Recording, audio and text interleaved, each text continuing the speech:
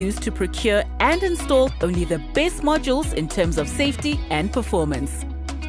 The CSIR investment included an outdoor testing facility for real-world performance monitoring and model validation for flat-plate PV modules, including crystalline silicon, thin film, bifacial, shingled and half-cut cell modules. The CSIR became an early adopter, investing in the first of 4 PV plants for its Pretoria campus in 2015. The PV facility is used for research on a larger scale, innovation and self-generation of electricity. The PV module research and testing facility represents but one research interest of the CSIR Energy Centre. Other research groups focus on electricity systems planning and optimization, the just energy transition, developing new materials for chemical energy storage, energy efficiency, and piloting new thermal energy storage systems. The CSIR Energy Centre provides a broad range of scientific research and innovation necessary to support the future energy landscape, one of which will be more complex, interconnected, and decentralized. The integration of accelerated stress testing of PV modules will help ensure the solar PV generators play their part in generating reliable electricity from carbon-free fuel for decades to come.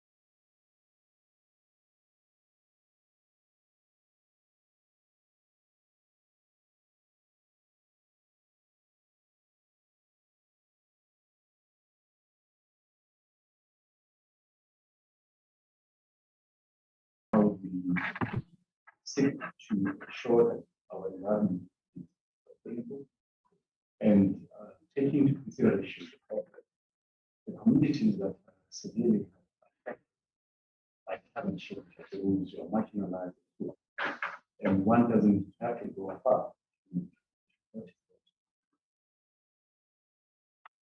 Routes that are different states, those tend to affect the national landscape. And as we move towards the sustainability of our environment, we ensure that it's that thing that those communities well. Secondly, it has to be just in terms of the economic dimension. You and I are well aware where we are, the developing country. And indeed, it's easy for those that have developed to say we need to change in this manner. Appreciate the need for us to work for the carbon neutral something that must be achieved. It's got to be just in how the economic balance of that transition local environment. And this needs to be done considering where the different countries are in terms of the development message of maturity. And so the economic aspects thirdly, it has to adjust transition. It has to look at a society that are impacted, that are affected. So you look at a country, for instance, if you talk about coal, which we need to change, everyone agrees.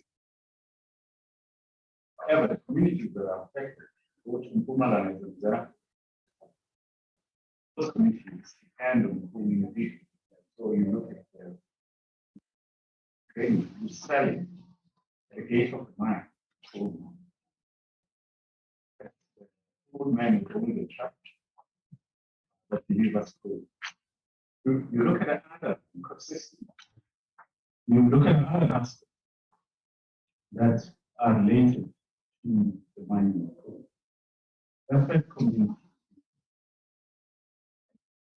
issues, and we should move to a carbon-free economy.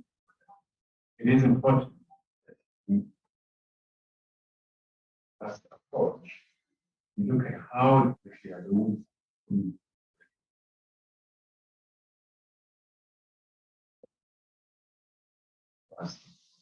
And it is in this context that I'm looking forward to the conversation with the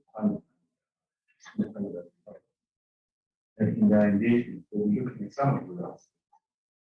How can we move our transition to a carbon neutral economy? Just how we the different things to achieve, not an easy thing to achieve. And indeed, it needs us to bring our collective mind to making sure that this is achieved. It's going to be a total for us to achieve it, but there's no option. Thank you.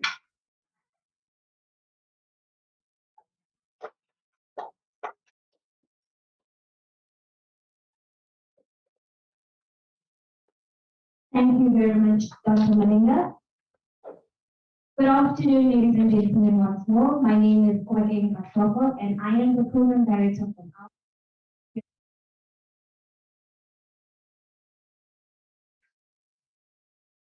This session will be chaired by Dr. Beto. Dr. Beto Sitlapelo was appointed as Executive Manager of Smart Places in April 2019. He joined the Council for Scientific Research in July 2018 as Executive Director, Book Environment. Prior to joining the CSIR, he was the Executive Innovation, Funding and Pre-Commercialization Support at the Technology Innovation Agency. Dr. Sitlapelo has extensive executive management experience in technology-intensive enterprises, having worked in organizations such as the Ekurhuleni Municipality, the Department of Science and Technology, as well as, amongst others. His responsibilities include governance and strategic management, oversight on institutions, as well as the management of research and development, and its implementation into projects, and implementation of national programs, policies, and legislation on innovation. His involvement and experience in such organizations span a period of more than 25 years. He has served on board member committee and has chaired board committees in various organizations such as Tshwane Rapid Transit, MINTEC, Water Research Commission, National Nuclear Regulator, Central University of Council, and Mega Africa Holdings. He holds of Natal, an MSc, an MSc in chemistry from Queen's University, Canada, a BSc in chemistry and biology from the National University of Lesotho, and has completed an executive leadership program with the UNICEF Graduate School of Business Leadership. May we give Dr. Sitlapelo a round of applause. Thank you.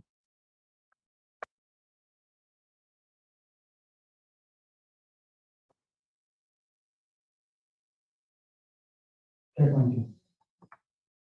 Could you kindly let us know if you're all able to hear Dr. Sitlapelo on your end?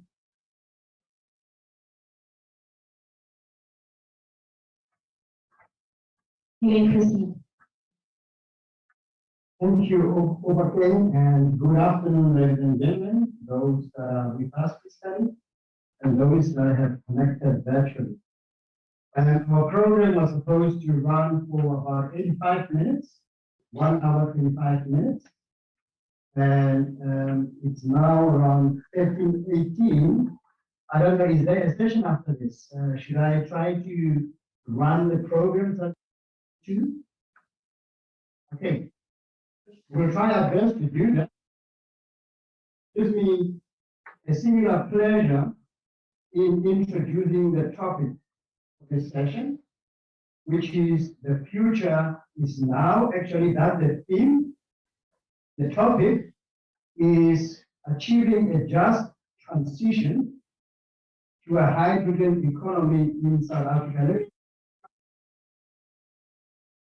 From the CSR perspective, the Council for Scientific and Industrial Research, the CSIR, established research and development capability in this particular area to address, amongst others, lack of effective tools for embedding sustainability into development planning and a need for new knowledge and technologies to unlock green economy development opportunities evident in the biomass and solid waste sectors. South African National Development Plan for 2030 and associated national and sector-based strategies prioritize a global imperative towards a green economy development path. Partnership with local and international private sectors and governments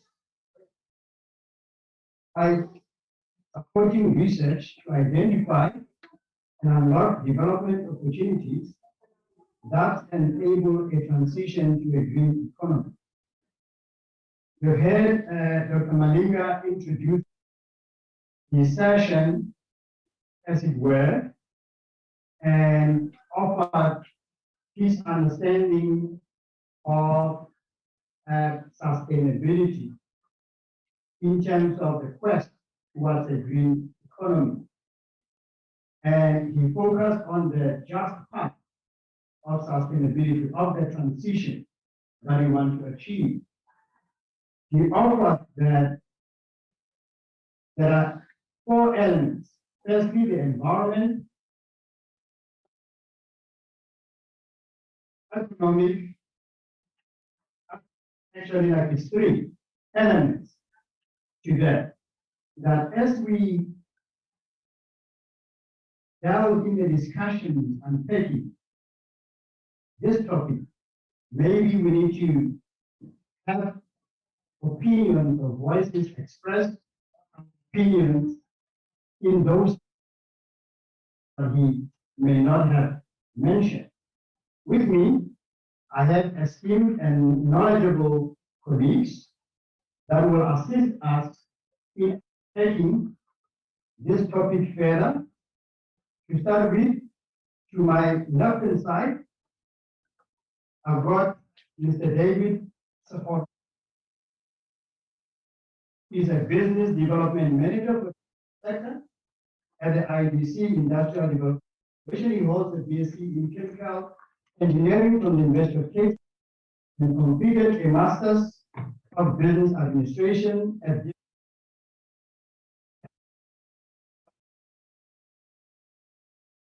metallurgy, petrochemical operations strategy, and business environment, business development, investment, as well as in the financial services industry. Is to assist entrepreneurs to build and grow sustainable business, which will make Africa. David is highly skilled in negotiation, business planning, operations management, sales, business intelligence, and strategy formulation and execution. There's no doubt, ladies and gentlemen, that we're looking forward to hearing David Sokorobana's contribution in this discussion. To my right, to my immediate right, I have Aradhana Pandaru, who is currently working for the CSIR as the acting research group leader for a section called Energy Industry, which is in the Energy Center of the CSIR and Oxford Places. She holds a bachelor's degree in electronic engineering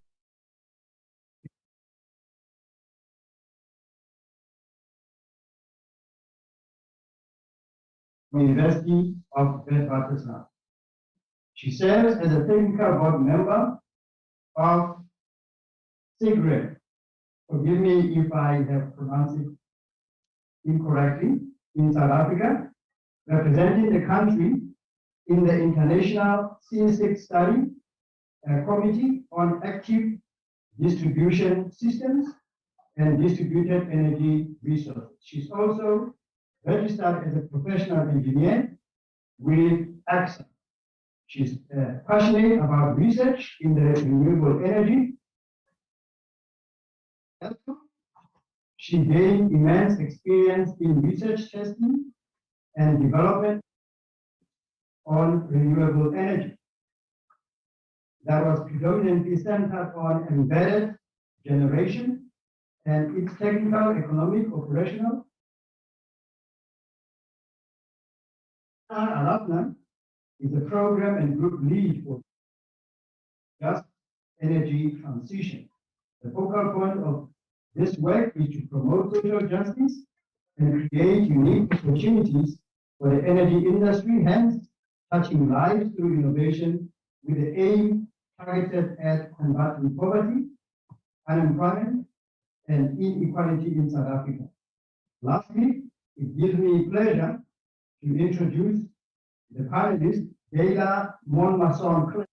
I hope I pronounced it correctly. Gayla joined CHIPS as an economist in 2021. By the way, CHIPS stands for that. He will talk about it perhaps like in food. It's for competition, regulation, and economic development, CCRED. He holds a bachelor's degree in economics, finance, and political science, and a master's degree in affairs from the Institut d'Études Politiques, Science and Politics Institute of Grenoble in France. He also completed a master's degree in energy and Grenoble Faculty of Economics in France. Prior to CHIPS, Gayla was an economic attaché at the Department of Economic Affairs for Treasury of the Embassy of France in South Africa. He also worked at the Economics and Trade of the United Nations Environment Program, UNEP, in Geneva, Switzerland. Gayla has carried extensive research on the transition to a green economy from a developing country perspective, with a focus on policy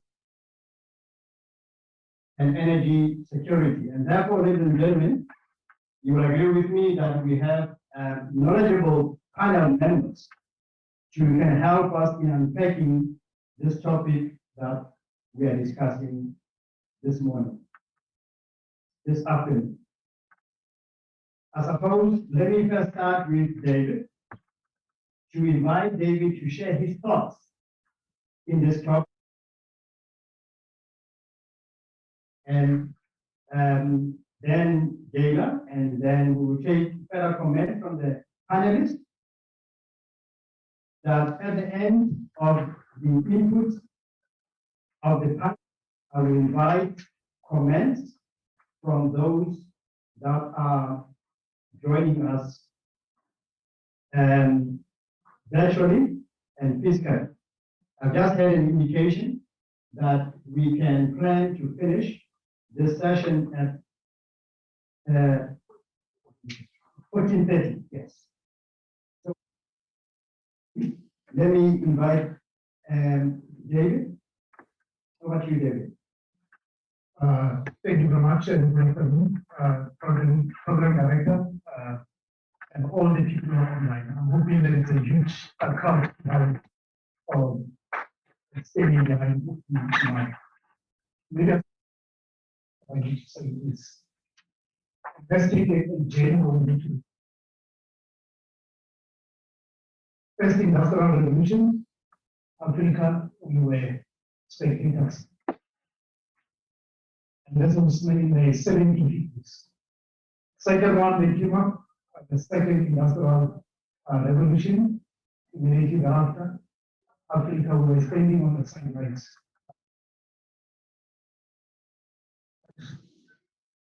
Also spectators. The third industrial revolution happened. Again, spectators. Not so long ago, we were talking about the fourth industrial revolution. It was a banning platform in South Africa. Each and every comment that came out in the last 5 years was focused on making the fourth industrial revolution happen in South Africa. And by my judgment, again, we are bound to be seen as spectators on the sidelines of this technology development. Now we are talking as part of the sustainable growth, green hydrogen going forward. I fear that we will become spectators in this game when all the marbles are on our side, for all the skills, the know-how, there shouldn't be anything that's holding us back. And why that is important for us to focus on the execution. I focus on key aspects as well, examples that were before us as Africa, that we could have driven, and in fact, we were at the forefront of the conversation for many years, leading the conversation globally. First one, let's take EVs. We were at the forefront long before Tesla. We were talking about the June that was developed in South Africa. But globally now, when you look, China is leading when it comes to electric vehicles.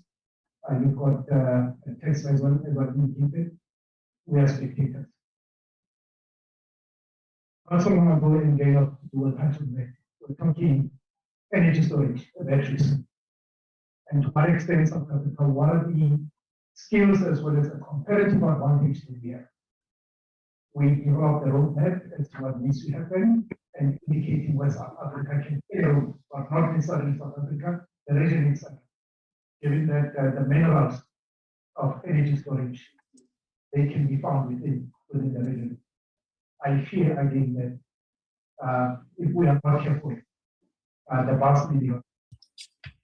Here we are with green hydrogen, let it not be a top shot, but make sure that we're able to identify the critical areas that needs to be driven, and we execute that on time, within budget, so that it benefits the communities of South Africa across, given that we're talking about green hydrogen, but making sure that it's sustainable and we bring all the stakeholders on board. I think let me leave it at that as part of my opening remarks. Thank you, David, for sharing your thoughts with regards to this topic and how South Africa, historically, we have found ourselves at the back, lagging behind, even in some instances where initially we were a bit ahead of the curve. Our country, seemingly, and I suppose it's one of the issues that we need to discuss here, as always wanting to lag behind. Is it the lack of will, the lack of planning, and the lack of not having resolution, or is it the lack of skills? We need to see if we can hold on to what could be the fundamental challenge that is making us be at the back foot when it comes to these issues internationally. We talked about the different industrial revolutions and how our country is left behind. Hydrogen, how we started a bit earlier than most countries, but we now find ourselves lagging behind. We talked about energy storage, which is current, where we need to safeguard that we don't lag behind, and we now certainly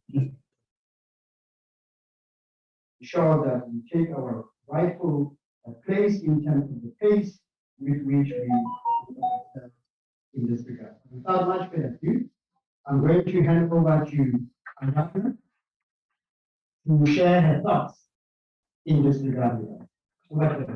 Thank you, Program Director. Thanks for this opportunity. I think I would take it a little bit in a different direction. I understand David's sentiment and I totally agree with it. But I think as a country, we need to start focusing on the positives. We need to start focusing on the opportunities that we can actually leverage on. And I believe that because we are talking about a transition, we don't really have a choice in that. We have to transition to green or low carbon energy technology, and there's no choice about it.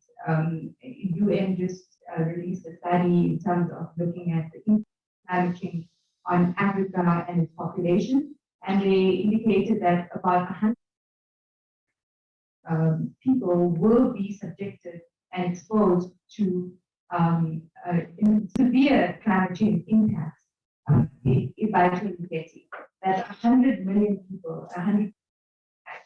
And if we do not act fast, we will be left behind. And to say there is no plan B, as you know, you indicated in our slide. So I think with South Africa also being the largest global greenhouse gas emitter in the world, we do, I think, as South Africans also look at it from a different point of view, saying that no, climate change might be a European problem, and I've heard this comment before, but it's not, because it affects us again. And I know I'm reiterating this point, but it's because it's so important that we need to understand why we actually need to transition. If we look at the electricity sector in South Africa, I think that contributes to about 46% of the greenhouse gas emissions. We've also then identified that if we green that sector, we will probably green it with renewable energy as pathway, as part of some CSR research and other research that has been put out there. But in terms of gaining greenhouse gas emissions, green hydrogen plays a critical in greening the hard to abate sectors. And I think that's what brings us to this topic. David mentioned that, you know, we've been talking about green hydrogen for a while. So if you go to the Hydrogen Society roadmap, it indicated that there was a hydrogen strategy for South Africa developed in 2007. And it is 2022, one mantra to show for that. And I think that is just an indication of us not having a proper line of sight of what the country wants to prioritize and what we should be moving towards. I think because green hydrogen is such a big topic, there's so many different sectors, there's so many different products that you can produce. I think we are finding ourselves in the country in the middle towards this direction, trying to stray towards that direction. We spoke about fuel cells, and now the large topic is geopolitics that's coming out of you know, the world and the Russia-Ukraine impacts to the other countries in terms of gas supply. Research is lacking, and it's something that, you know, we need to drive and push from a research point of view. But it's also an understanding of, you know, what are the actual costs and how that's going to impact us. Exporting to EU, the Port of Rotterdam has been mentioned a few times in terms of the green hub of EU. That is, I think, thousands and thousands, if not close to 20,000 kilometers away for us to ship green hydrogen or green products. But Morocco, another country who actually started talking about green hydrogen when we started our Hydrogen Society roadmap, they've already identified what they can actually do in terms of the demand that they require for green hydrogen products and what they can do for export. Morocco is quite close to the European countries and compared to where South Africa is positioned. Although we have the abundance of solar and wind resources and we really think that land ownership and availability is a different topic, I think we need to, you know, try and identify all of these different problems and how to actually proceed in solving provide a proper solution in terms of this is our prioritization as a country, and this is how we're going to go forward for the topic. I think if we don't do that, then we are going to be left behind.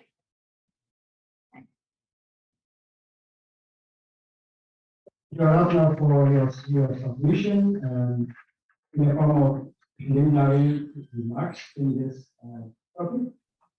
And I take note of your emphasis on the fact that we don't have a choice. Oh, Nicholas, how are you doing? That we don't have a choice in this matter, but to embark on the Yes. quest. But to embark on the quest to, Oh, sorry to hear.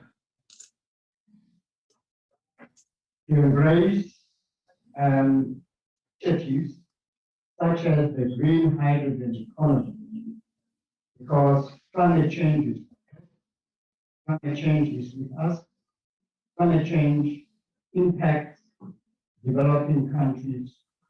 Okay, so I'll just resend what I sent you previously. And Africa. Okay, so just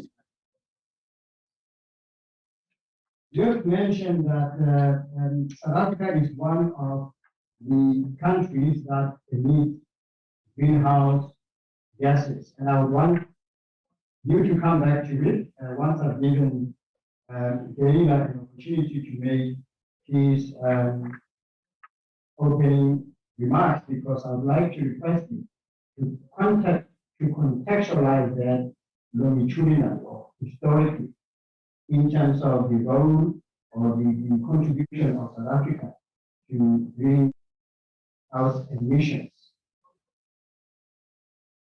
Stated and you lament on the fact that South Africa had if you like, a head start or an early start with regards to articulating issues around hydrogen. As in the development of the hydrogen strategy, you indicated that that was 2007, but somewhat that had been procrastinated in terms of the implementation of the strategy and of any impact there. So I would like to comment on that a bit later.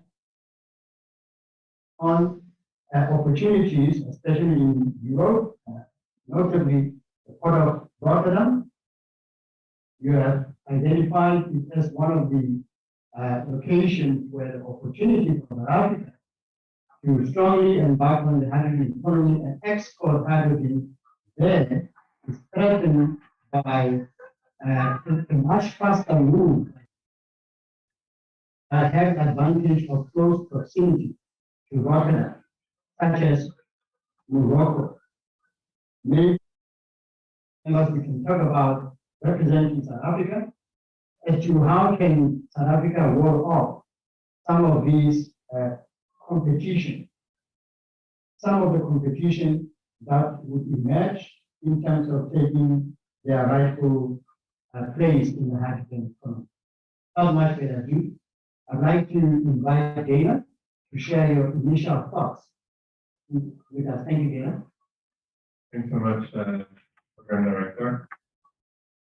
Let me start by thanking you for giving us 10 years of my age. Great, you know, I joined in 2011, 2021, so probably young right now. Fantastic. And then, you know, let me also thank the CSR for putting this plan together on this very topic. As I read it, achieving a just transition for hydrogen economy in South Africa. I think it's a fundamental question that we're asking actually.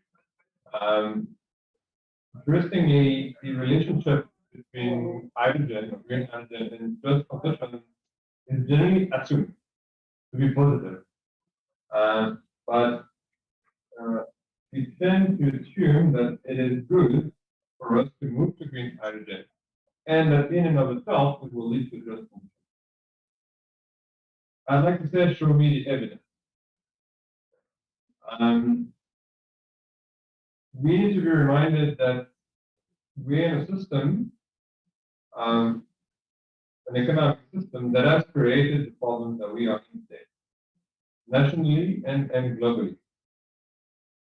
And what we are currently underway in South Africa, but globally, is somewhat of a transition, very slow, but this has been made a very visionary and pro-rich transition. It benefits rich countries in the global north. Within countries, those who have, be it household or corporation. It's not an inclusive or just transition by any means or metric at this point in time. Nor has it ever been in time, in history, a just transition. I think we need to question very deeply whether or not transitioning to green hydrogen is a good thing for just transition, and I guess how it could be a good thing for just transition. The first question to ask, I guess, is about the transition itself, let alone whether it's going to be just or not. I think there's some evidence that was already mentioned that yes, green hydrogen provides an opportunity. It certainly provides an opportunity for South Africa. We have great renewable energy capacity, we've got some land, we've got some technologies like fish truck technology owned by Sasol and Petrotech to transfer that advantage into fuel, and it can decarbonize or help decarbonize quite a lot of sectors, from steel to cement to transport to chemicals. So I think it's quite clear that investing in green hydrogen could be an avenue to if not create jobs, at least preserve some, make some jobs remain competitive going forward, and create some investment into the country. And I think there's a lot of emphasis on this. Domestic use, the hydrogen roadmap, the hydrogen commercialization strategy, and a lot of political emphasis on making green hydrogen happen in South Africa. I think I've pointed out, we're certainly not ahead of the curve when it comes to that. I won't argue that we are lagging behind just yet, but we're not at the frontier. Just across the border in Namibia, they already started an investment of $10 billion. That's the current size of their GDP, by the way, into green hydrogen. So the ball is rolling, and the train will not be waiting for us. But then we must ask the very question that this panel is putting forward. Okay, well, if we can make the case that it is good for us to move about the green hydrogen from a transition perspective, from a low carbon transition perspective, how can it, if at all, contribute to a just transition? Within the current prevailing economic system, as we know, is very exclusionary and very endless. And here, I certainly do not have the answer, but we can think about it in terms of the kind of projects that are unfolding at the moment. And what we see, a lot of projects are coming, I call them enclaves. They're being developed with one purpose and one purpose only. The big infrastructure projects, lots of investment going into that, going to be exported to Europe or to Japan. Those projects, they're doing some investment, of course, they're doing some job creation, but actually are going to benefit very, very few. Very, very few. Very few people are going to have any benefit coming from those kind of projects. We need to interrogate the kind of projects that we want to see in the country. We need some to decarbonize our industry to present job creation, but that can't be limited to 2 or 3 gigantic corporations that are going to see the opportunity no matter what, because it's in their business interest to do that, and they actually have the finances to do that as well as the skills. If you think about the infrastructure that's required for green hydrogen. Green hydrogen hydrogen is a great gas, but it's quite a dangerous one, I've been told. You know, and things can go wrong. It requires quite a lot of very expensive infrastructure, pipelines, to be effectively moved.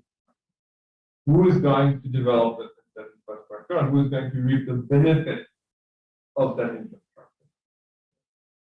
Is it that once more we're going to socialize the cost of developing that infrastructure and the risk that go with it, so that the benefit can be captured by a few?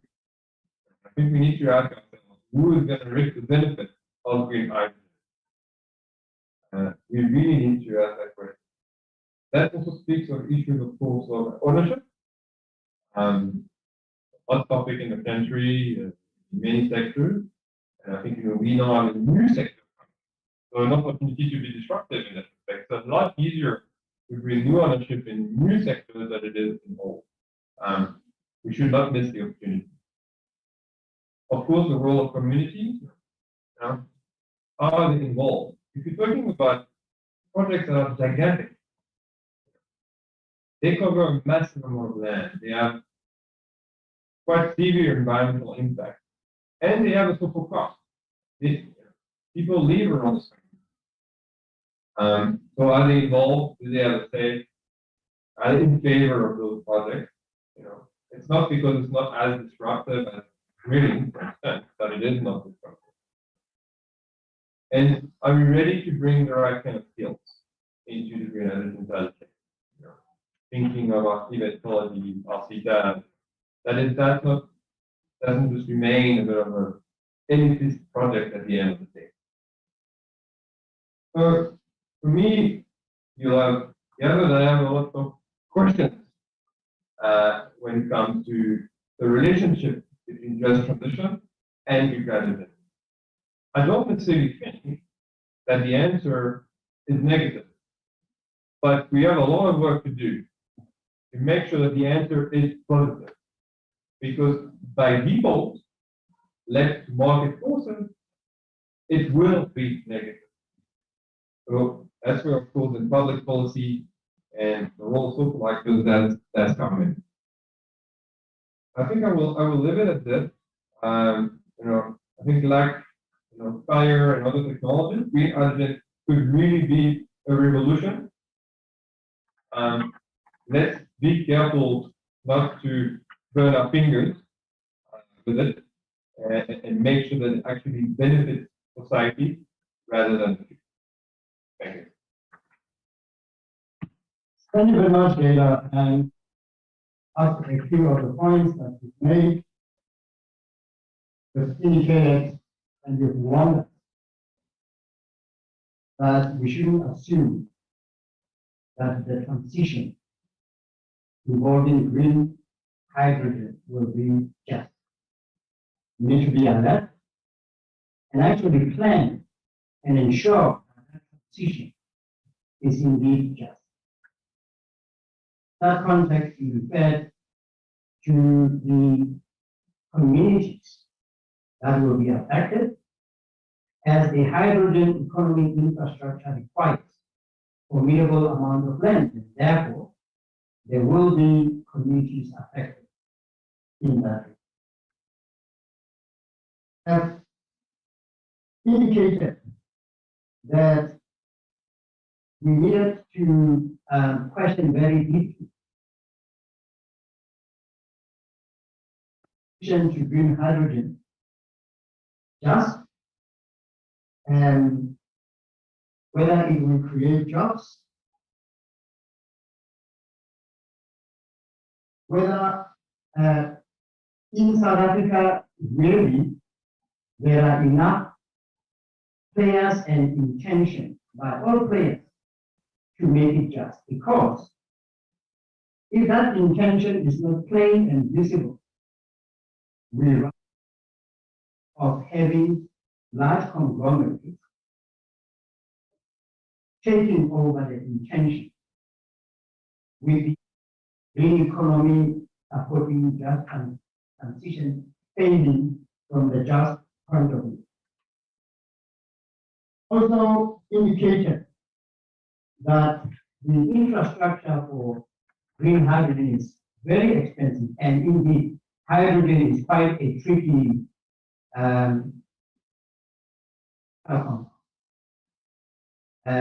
very hygienic.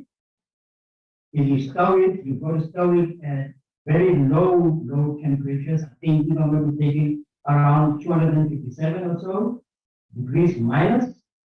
If you want to store it as a gas, you've got to subject it to high pressure. And that requires very hard know-how. Or is there an opportunity for South Africa to really develop skills and competencies to put together such an infrastructure? And that also pertains to the issue of perhaps taking an example of one of the resources that South Africa is endowed with. There are many in that regard. Africa just unearths those resources and ship them overseas. The question is, where in the value chain of that particular resource, including hydrogen, do we want to play? Which part of the value chain enlists the highest value?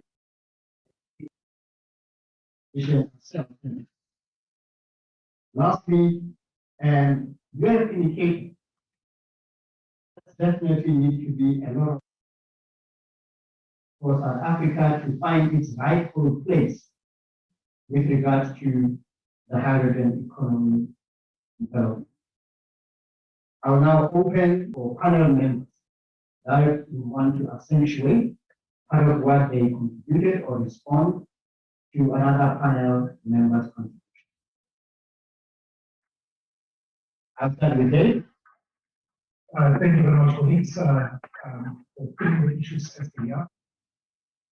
Poking holes in the conversations that we're having.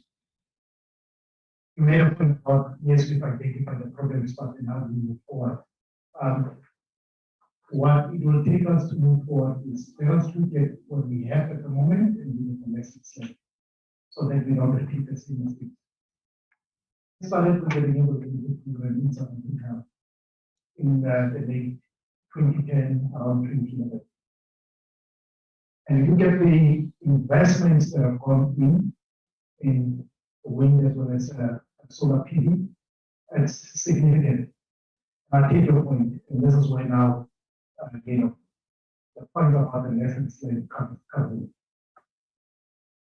Despite the investment that has been made in terms of renewable energy, yet who has benefited and what has brought that from a developmental perspective. So yes, from a transformation point of view, there are a number of industrial who are now key players in the market, but it is a tiny reflection of South Africa when you look at that population. So we need broader participation. And what I'm glad about, and this is exactly what happened with Big Window 6, the cross-line concern that it states partnership so that players can now start looking out and saying who else is there so that we can bring new players on board. So, to encourage broader participation. The second one, I'm hoping that let go, and it was a huge lesson at the agency. That's the value chain approach, particularly emphasis on local content. If we say and we are committing to local content, stick to the rules and we don't make the rules on an ongoing basis or change the rules, but we are consistent in the way that we execute and we apply the rules. That is consistent, that anyone wanting to do an investment, they can already predict what the policy landscape will be in the next 10 years. So they shouldn't be any guessing. And I need just to emphasize one thing, and the fact that the last remarks that I'm making in terms of where we are. We are in a time where a change, when you look at it, either technology or business model, the changes are happening faster than we can implement or come up with policies and regulations. We need to change our approach and the mindset, saying, let us this implementation inform what the policies and the regulations needs to be. Way before we said these are the policies and the regulations that needs to guide investments.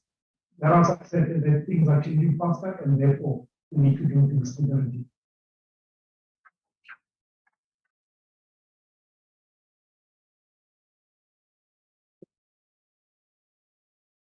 Now, as you know, just zooming into some of the comments that you made in terms of the local content and the because green hydrogen is a new concept and it's difficult for us to say that we will be able to find that local content in South Africa if we don't plan to create it. And I think that's where, there's some of the initiatives that desire and other companies and industry that are also doing, such as like the support program, where you empower SMEs with the knowledge that they're actually going to need for them to actually play within this value chain. Because it's very easy to put out a local content rule, but in terms of meeting that requirement, I think we've already shown that we've lacked in that regard with the LEAD program. So I feel that that is something that we definitely need to strive for. And in terms of skills development, I know there was mention of we have skills, but the question is, do we really? I don't think we do have the skills for the entire value chain. And if we are going to pursue these projects, we are going to import skills and import most of the development. There are projects in the pipeline, fuel cell initiative that has been given by the government, and going down to some of the practicalities of it, mention of a special economic zone developed in Vanderbilt Park for the manufacturing of fuel cells. This is to happen in the next 2 years. Why is it 2 years? And I think mainly it's because we do start it now. We do not have everyone on the ground ready for us to go. And if we are, as a country developing and trying to invest in these skills, we do run the risk of losing that skills internationally, and that skills get exported, and then we have the problem of having to replace those skills. But I think if we drive towards a larger goal in terms of growth and showing that the country is actually making a difference, and then that may not be the case, but that is just a bigger picture. In terms of the actual concept of just and going down to some of the comments that you made here, we've been speaking about this Bukubai project, very contentious project in the Northern Cape. And I think in the eyes of Cecil, they believe that there would be this mass migration and mass community that may be created in that spot. But if we go down to what's happening on the ground now for a transition, we are talking Mpumalanga. We know that Mpumalanga and communities around this whole region that is green hydrogen projects being developed in Mpumalanga.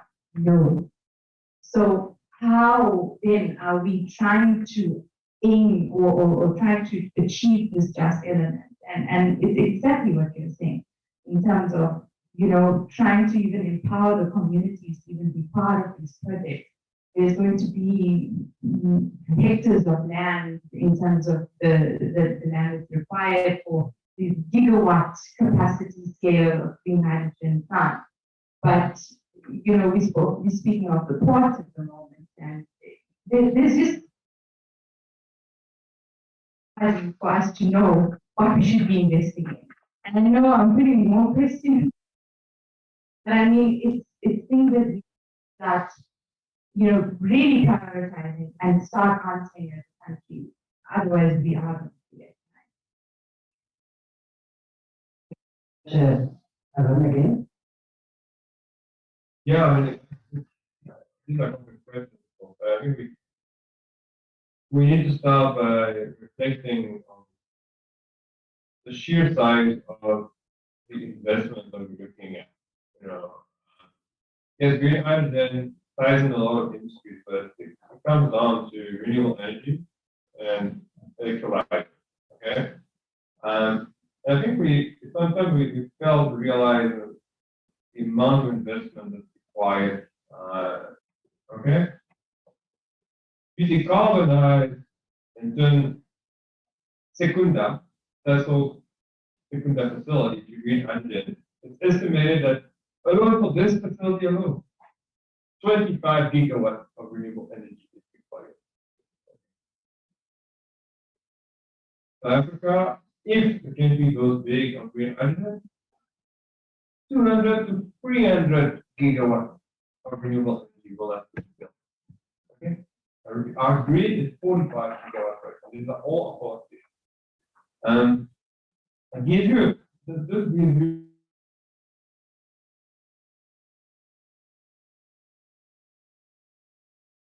investment, land requirements, is a thorny issue on the best of days. And then we start into questions around have we learned anything from what we've done today? David was mentioning the reef, we learned our lesson. Have we got the developmental benefits that we wanted for the reef? Complex answer, but it doesn't look quite good. Okay. And I think we need to ask ourselves this question even more so because we know for a fact that the bulk of the green hydrogen market is not going to be driven by the public sector. It's going to be driven by the private sector. The private sector market for renewable energy has been unlocked or is being unlocked by the recent policy and regulatory changes. Much needed, of course, and load shedding, and I think we all know why.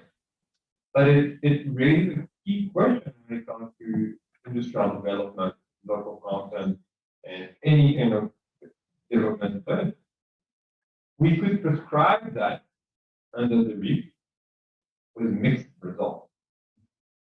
On the private sector market, we cannot prescribe any of that. And understandably so, a private customer wants energy fast as possible and as cheap as possible.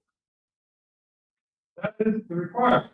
Yes, of course, some will be more mindful, some of the local development than others, but this is not prescribed. So it really begs the question then of how this move for green hydrogen and this gigantic demand for green hydrogen will or not lead to any benefit in terms of industrial development. Again, not automatic. It could just be massive import of technology. Of course, some of that, like civil engineering, will always be done locally. The balance of plant, things like that, always be done. But the technology, I think we face the risk of them being very much important. And I'll end on 1/3, market. We talked a lot about REIT, we talked a lot about private sector market. There's a third market, we tend to ignore because of challenges that we face, but it's ESCOM. What is the role of ESCOM? And I know it's a challenging question to ask when we're facing stages of listening than we are. But the state, through the state and enterprise, has a core role to play in developing technology. I think blocking or cornering ESCOM into a coal-based company going forward is the wrong strategy. And I think we need to think long and hard about how ESCOM can play a role into that value chain very actively. So we have 3 markets to tackle, each bring different risks and opportunities, but that's only by looking at those three, I think we have a problem at triggering some benefits for that function.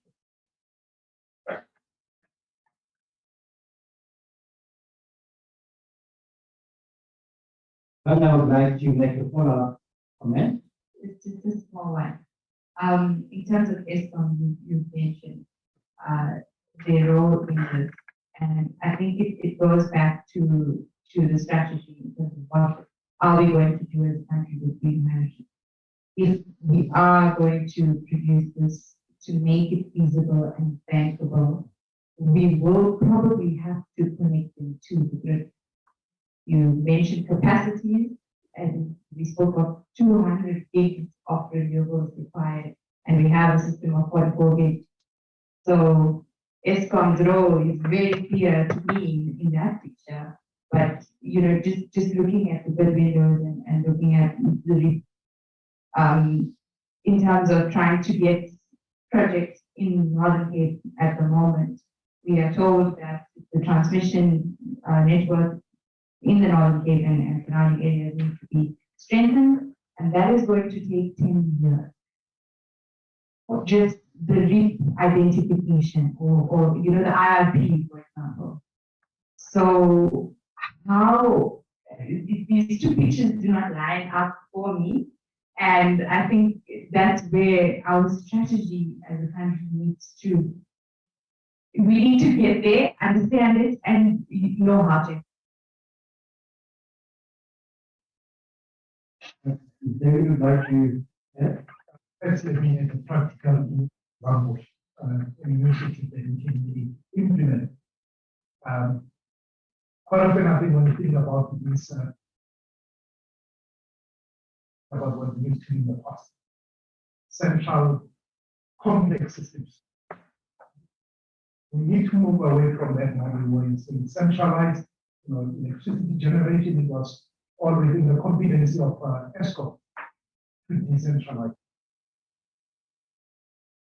From saying each and every household should have a solar panel, because with that immediately generated electricity that you can immediately put into the grid.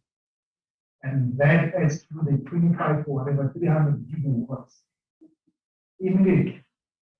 But again, that's the president of the 20th of July recommend that as part of the liberalization of September, we haven't had of any plan out to be happen. So my view is that we tend to overthink and overplay rather than opportunities that are there in front of us. Earning fruits. Let's go for that. And just to your latest submission, which is quite interesting, sounds simple to execute if it were to be executed. Has there been a study to determine the level of contribution to the grid, certain size of the household were to put enough solar energy on their roofs? Has there been any study to actually contemplate it? I think where we are at the moment, we've got a training platform, there is no time for studies. Let's continue. Okay.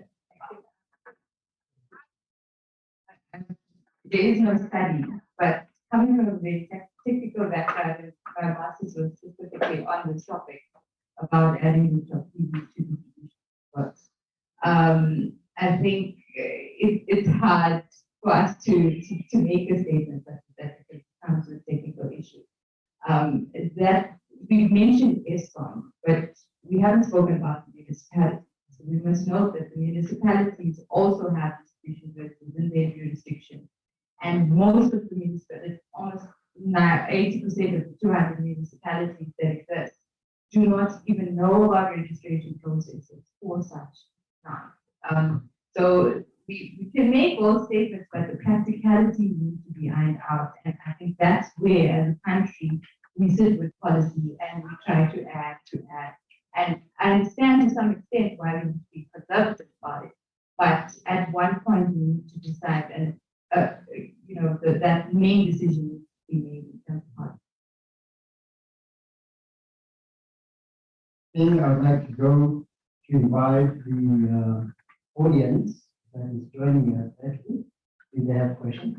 But I really like David's proposition. It's quite fundamental that we ensure that the transition to renewable energy and renewable reality is inclusive, includes everyone.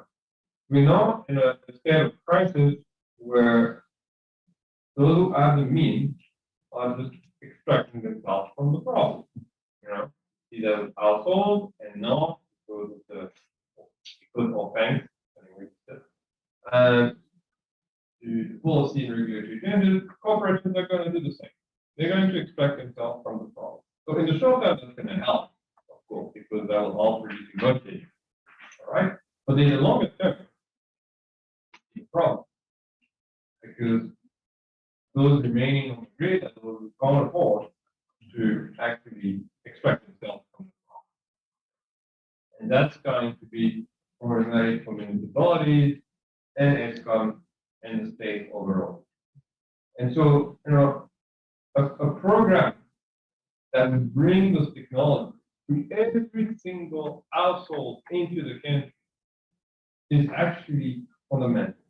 It's actually fundamental to achieving any kind of just transition in this thing. There are some practical complications around it, I'm sure, but it's certainly not impossible to do. And I think, I would agree with David, it should be a priority. It's something that we should do so that everyone has the benefit of those technologies and not just a few. David, I think where you're saying that we don't need a study, I would beg to differ, because if you were to undertake that program, having everyone on alternative energy, particularly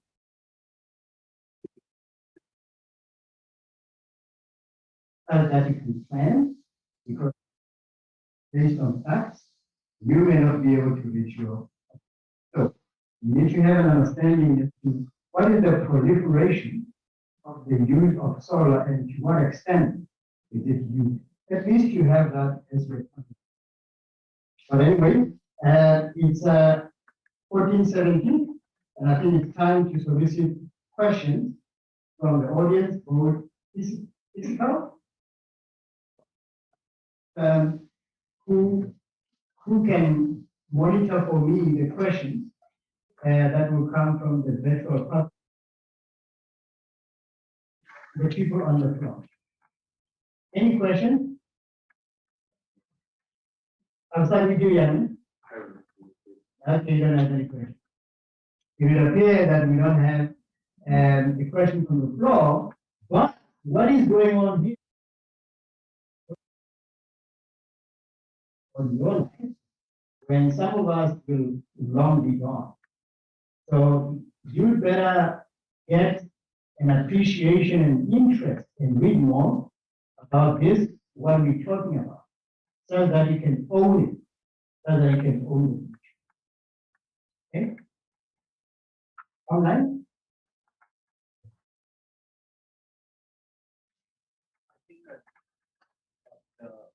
Okay, there's a question from the floor, and please go ahead. Lyman? I think if we can look and address the safety of hydrogen, what steps are we putting together in South Africa to make sure that hydrogen does take off, that safety is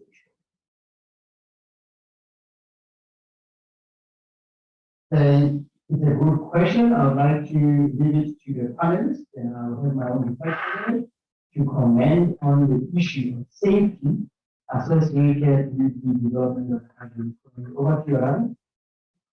I think there has been research projects started on this, and as I think as a country and as globally, we have been working with hydrogen in the past, and hydrogen is not a new concept, it's just made in a different way and maybe in terms of the future strategy. So adopting some of the standards for the products or of hydrogen in the past is definitely the option that has been pursued internationally and locally, and to identify exactly the pathways in terms of how we transport it. So you mentioned, two different ways of storing it. Are we going to also, transport it as a liquid or as a gas? So these questions that need to come up as well.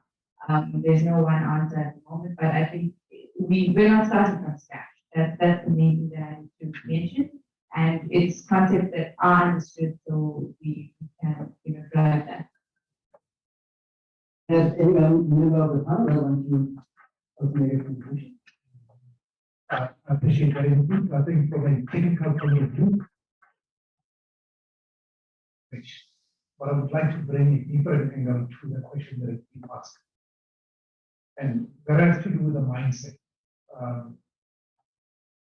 As much as we can bring all the technical solutions on board as part of the handling of hydrogen, we need as humans also to be in a position where we are capable of accepting that the measures that have been taken are adequate for us to handle such technologies. And the reason why I'm saying this, if I may bring out an example, is a couple of years ago, we were talking about compressed natural gas use in vehicles, and we did a pilot on it. But what we realized was preventing the wider adoption of the technology was the fear of engine gas that may explode. So there is that element as well that needs to be addressed. That leads into the second question of about the storage complications. How far are we from solving that? And hydrogen, if we go for it, sustain South Africa's population? And I hope that will be your last one, because I see a few of people. Oh, sorry. So that is a question that is coming from people that are connected. Okay, you had a question. Any comment?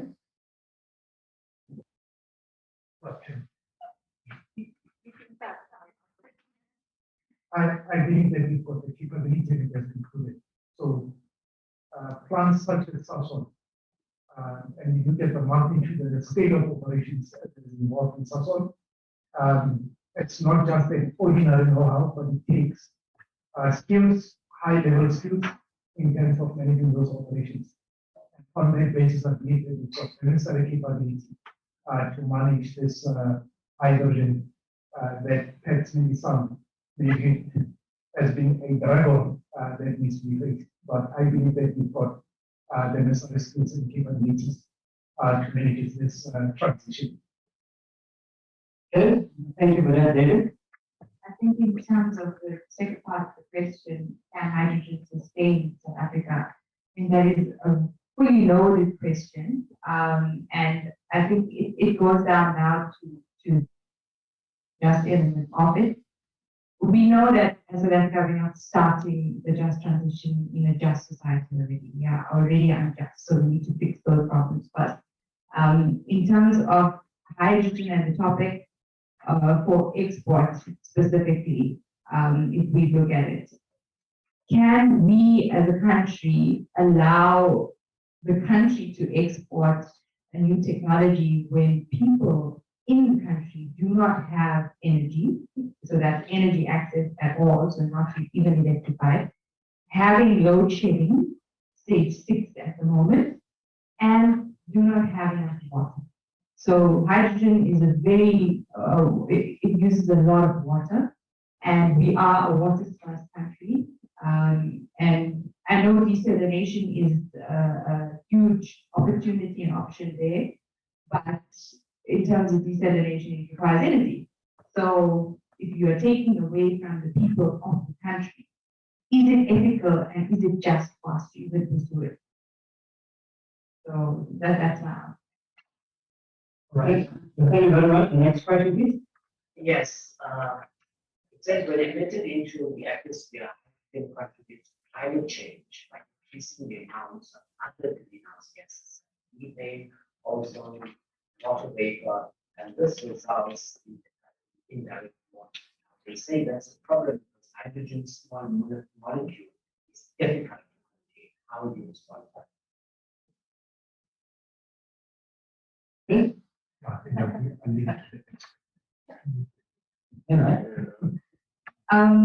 think the point of contention is when when exposed to the atmosphere. So I think that's where our safety procedures need to be very critical, and we need to be aligned in terms of regulating that specific aspect of it.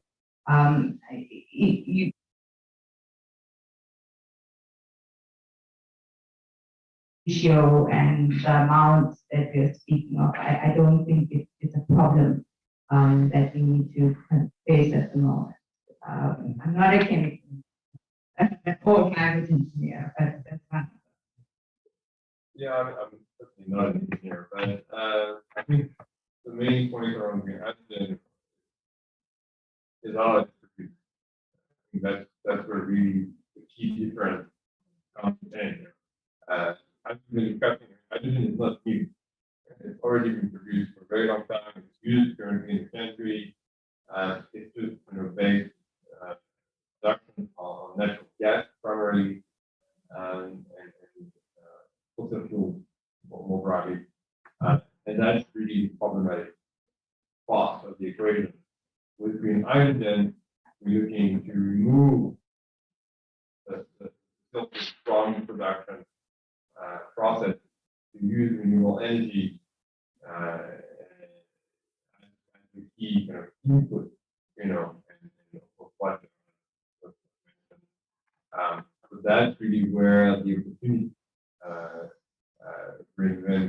So I guess we should say achieving a just transition for green hydrogen economy in South Africa. Because certainly the benefits of hydrogen that is not green are very clear.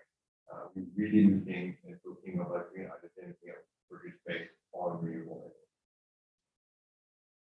All right, let's go to the last two questions. Second last one, is hydrogen price friendly? Price friendly. All right, so green hydrogen at this point is still quite expensive, and it's much more expensive to produce green hydrogen than it is to produce what we call gray hydrogen. The price though is moving quite rapidly down. It is driven essentially, the demand is driven heavily by regulatory requirements and policy positions in the European Union as well as few other markets, which in some respects make the price, that's not going crazy, but in some respects that's somewhat irrelevant because companies not in the EU are being forced to source green hydrogen so that they can comply. Of course, they're not particularly keen on paying a 4,000 premium, 1,000% premium. So as the technology matters and as demand grows, the price will get closer and closer to parity. And we see that in the next few years that effectively the price of green hydrogen will be roughly the same as the price of gray hydrogen. But for now, it is still pricey, and it's being driven, as I said, by policy and regulatory requirements. But maybe colleagues want to add on that. I'd like to check how many more questions are there? This is just one more. Okay. Yeah, just to put, I think a few numbers to it in terms of some of the recent studies that have come out.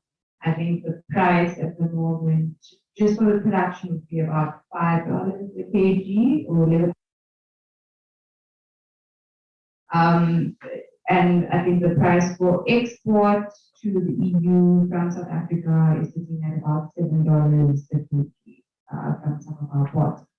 But Japan has made it clear that they will.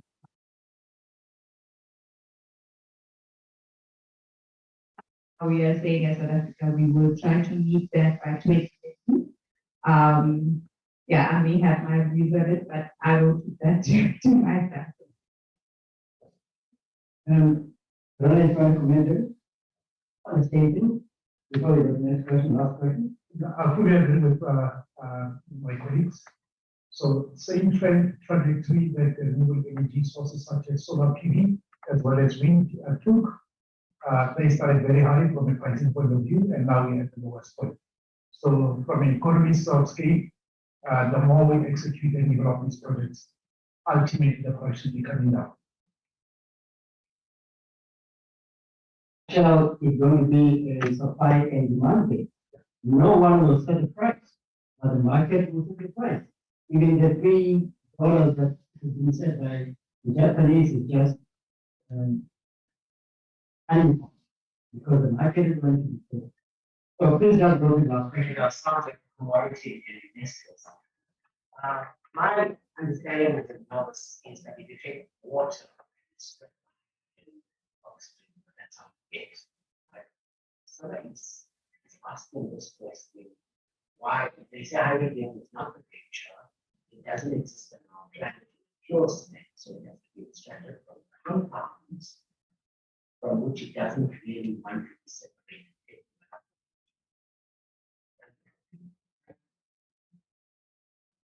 Storage. It's all about energy storage.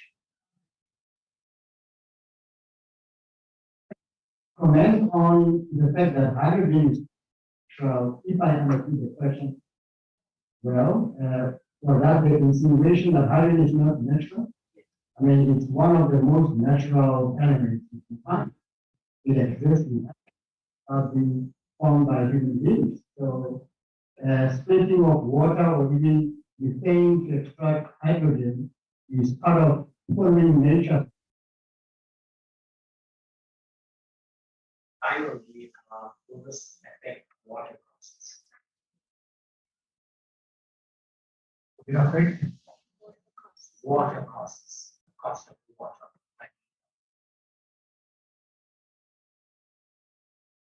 I will assume in an environment where water is very scarce. So that may play a role.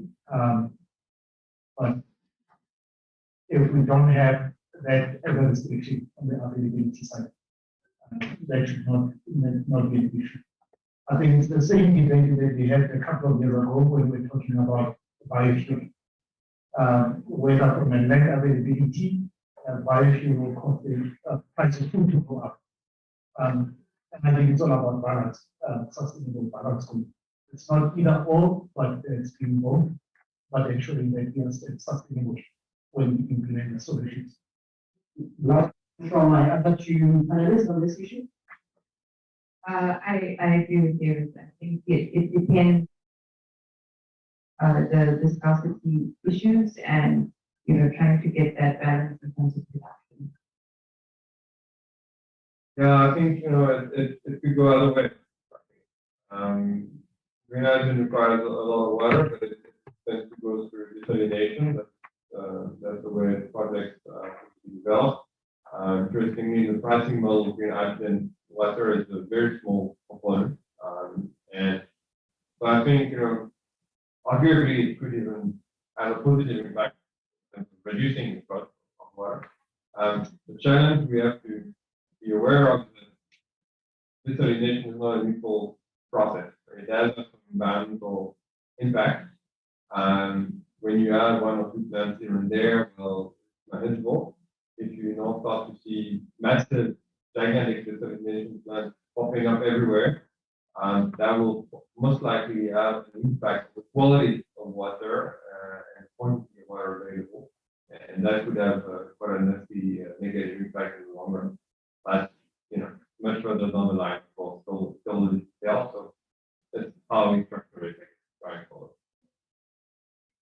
Okay, thank you, ladies and gentlemen, for taking time to attend this very interesting discussion around green hydrogen economy and how do we see it impact on South Africa going into the future.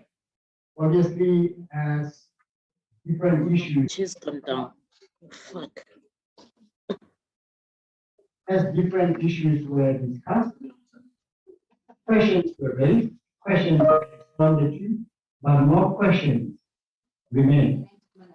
I suppose that's how new emerging innovations or technologies or developments pan out in the future. We've noted that really what would underpin the transition must be justice for all. Every citizen in South Africa must feel positive impact of the transition, including the green hydrogen economy transition, as it impacts into the net zero transition goals that the country has. We've seen that there will be a need for us to develop skills and competencies requisite act and implement the green hydrogen economy endeavor of the country. We have noted that there will be a need for South Africa to position itself skillfully along the value chain to ensure that its participation extracts the best value for the country.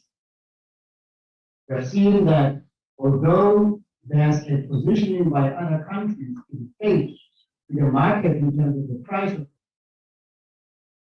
hydrogen will be improved by the market. And we are looking forward to South Africa really taking forward economic endeavor and learning from lessons learned and making it happen as quickly as possible, notwithstanding looking at the risks associated with it, to ensure that South Africa takes its rightful role in the world and in meeting its just transition goal. Without much further ado, the summit is adjourned. Thank you. Thank you. Yeah, that's a difficult. Ladies and gentlemen, that was the panel discussion regarding achieving a just transition for hydrogen economy, particularly in South Africa. Thank you to CSIR. They are one of our lead sponsors.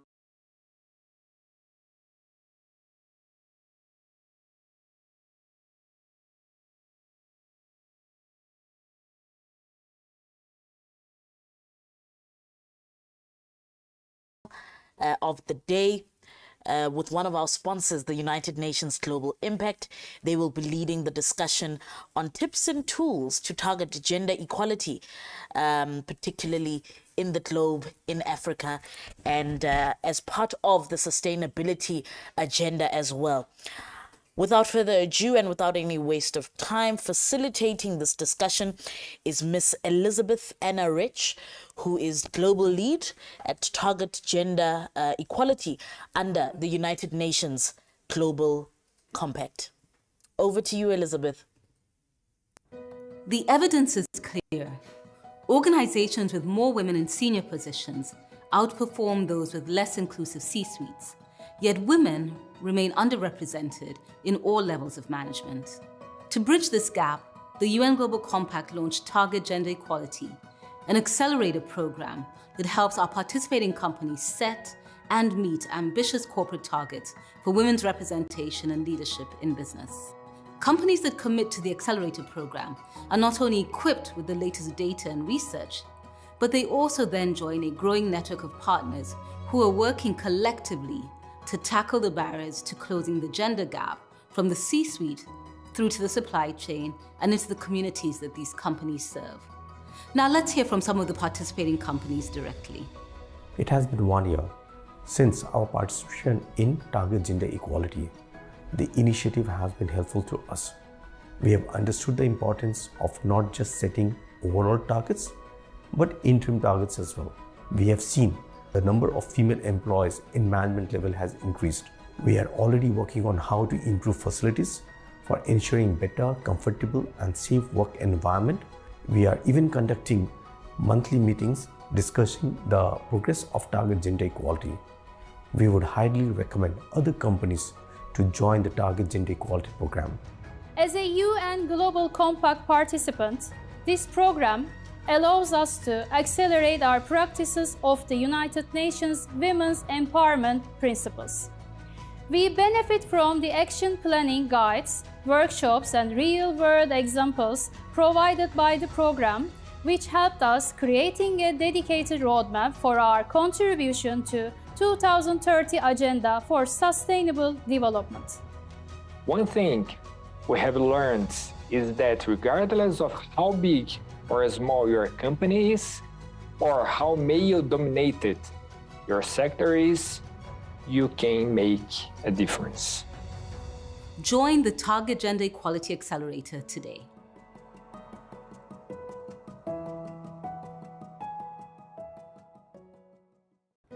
The evidence is clear. Organizations with more women in senior positions outperform those with less inclusive C-suites, yet women remain underrepresented in all levels of management. To bridge this gap, the UN Global Compact launched Target Gender Equality, an accelerator program that helps our participating companies set and meet ambitious corporate targets for women's representation and leadership in business. Companies that commit to the accelerator program are not only equipped with the latest data and research, but they also then join a growing network of partners who are working collectively to tackle the barriers to closing the gender gap from the C-suite through to the supply chain and into the communities that these companies serve. Now let's hear from some of the participating companies directly. It has been 1 year since our participation in Target Gender Equality. The initiative has been helpful to us. We have understood the importance of not just setting overall targets, but interim targets as well. We have seen the number of female employees in management level has increased. We are already working on how to improve facilities for ensuring better, comfortable and safe work environment. We are even conducting monthly meetings discussing the progress of Target Gender Equality. We would highly recommend other companies to join the Target Gender Equality program. As a UN Global Compact participant, this program allows us to accelerate our practices of the United Nations Women's Empowerment Principles. We benefit from the action planning guides, workshops and real-world examples provided by the program, which helped us creating a dedicated roadmap for our contribution to 2030 Agenda for Sustainable Development. One thing we have learned is that regardless of how big or small your company is, or how male-dominated your sector is, you can make a difference. Join the Target Gender Equality Accelerator today.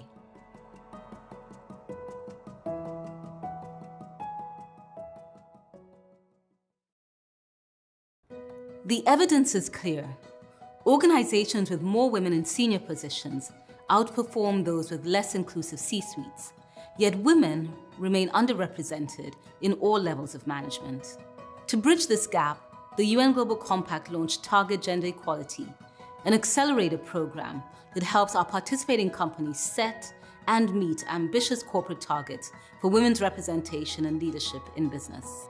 Companies that commit to the accelerator program are not only equipped with the latest data and research, but they also then join a growing network of partners who are working collectively to tackle the barriers to closing the gender gap from the C-suite through to the supply chain and into the communities that these companies serve.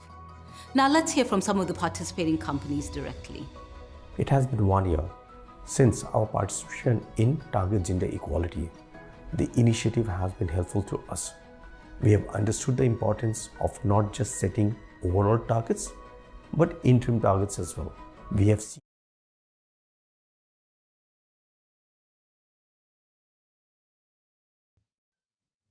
Welcome back, ladies and gentlemen. You are tuned into Sustainability Summit 2022.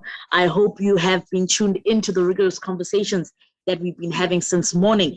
This is the last panel for the day, as sponsored by United Nations Global Compact. Without wasting any more time, our facilitator for the segment is Elizabeth Anna Recht, who is a global lead under the Target Gender Equality at the United Nations Global Compact. Over to you, Elizabeth. Thank you very much for joining us. Thank you so much, and thank you for inviting the Global Compact to organize this so important session here today, where we will be talking about gender equality, not just in theory, but in practice, with the many different tools and resources out there that your organization could start using right away to really take action and raise the ambition for this topic. But before we get started, at first wanted to hand it over to one of my colleagues around the world from Tanzania here, who is the CEO of Unleashed Africa Ventures and is a part of the Global Compact Network in Tanzania. Kalila has been raising the bar for gender equality in many, many different roles and capacity, as creative director, as CEO, of course, as social entrepreneur, innovator, and so on. But without further ado, I'll pass it over to Kalila to really set the scene us here today and underline why it is so important that we are focusing on this topic and how to become activists in our different roles and organizations. Kalila, over to you, and thank you for joining us. Yes, thank you so much, Elizabeth, and hello, everybody. Good afternoon, good morning, good evening, whatever time you're going to watch this in the future or wherever you are in the world. First and foremost, I'm going to start with a quote from Dr. Joyce Banda, who is the former president of Malawi. And she says, "Leaders are born, yet many born female in rural parts of sub-Saharan Africa go unrecognized, largely because from day one, women and girls face a political, cultural, and social environment that inhibits their development into well-equipped female leaders." Right?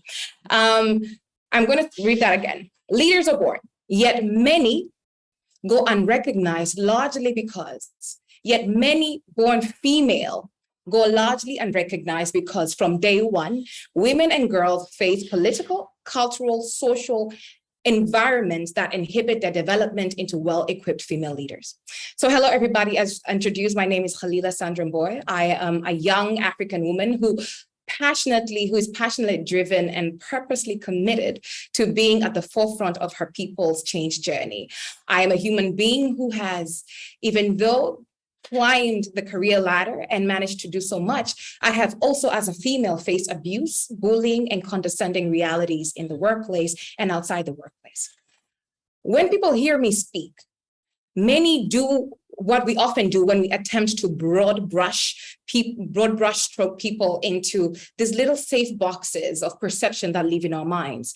They think she's young, she's articulate, sounds literate, is speaking on this panel, so she must have had all of the opportunities in the world. Look at her, she's an example of us moving in the right direction, right? So allow me to share 4 stories that marked my journey.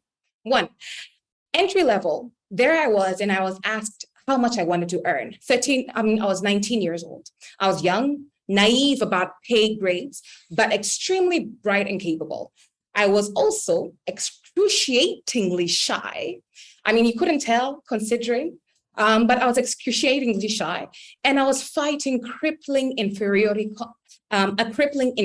complex that was brought about by an upbringing that I dare not go through in this session.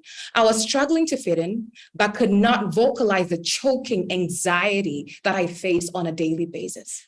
Peer pressure and the need for validation did to me what it now does to millions of girls and young women who enter the workspace, especially when they get that offer letter. Interviewed by a male director, placed under a male manager who, well, he, bless his soul, he cursed every single day. And him cursing me was his way of motivating me to do great work. Sent to a male HR personnel, supervised by a female manager who couldn't care less about my mental and emotional well-being. Years later, in a different office and industry, higher positions later, I walked into an office at 8 p.m. because I had to get some work done. My director at that time was in the office. I walked in to say hello. What he did, he proceeded to pull me closer, grab me provocatively. I was scared. I was trembling, and I shook it off. And he kept saying, oh, it was just a joke. Days later, I had to quit because I feared for my well-being. I did not have a plan B. I had children and a family to take care of, but I feared getting raped in the office because there was nobody to hear me out. There was nobody I could tell, and everybody I talked to said that I was being too emotional. Years later, in another different role, I faced head-wrenching, gut-churning sabotage from women in my place of work. Apparently because I was making them too uncomfortable, I was too ethical, and I refused to conform. That was a problem. In another instance, I was ridiculed by both men and women for refusing to sexually bribe a potential client simply because that's the way it's done. And this potential client, may I share, was from a firm that was championing gender equality. I refused to go to bed with this person, and that led me to, again, having to quit working in this space. This is an example of 4 different workspaces that I had to leave because then, one way or the other, my being female was dangerous for me in those areas. The stories we could tell are plenty. There are plenty more, I'm sure. We have heard all the panels, we can have all the panels we want to have, but unless we address the following key issues, we will be here year in, year out, talking about how it's going to take generations to bridge the gender gap in the workplace and outside the workplace. 1, here are a few ideas that I have from my experience, not only facing these issues, but also driving change in the workplace. These are some issues that I think we have to think critically about. 1, it's about humanity, mindset. We talk about mindset all the time. We talk about how it's necessary to address mindsets holding us back, and yet mindset transformative programs are little to non-existent. It is easier to fund a program that tackles eye-level indicators, something that you can tick in a box. But then how do you approach mindset change how do you approach mindset change in the workplace? At Girl Effect, which is a company that I direct here in Tanzania, we use social behavioral change science to drive mindset change activities on ground, taking young girls and women on a journey from, am I truly worthy? To I am unworthy, to am I truly worthy, to I can do this. Here we work tirelessly to creatively address and research cultural norms and beliefs among women and their gatekeepers. It is an actual science and it works. It's important for us to work together to invest in and champion such interventions.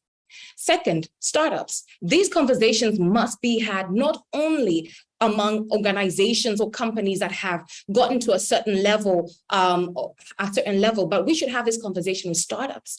Right now in Africa, we have a bulging wave of startups and young people self-employing.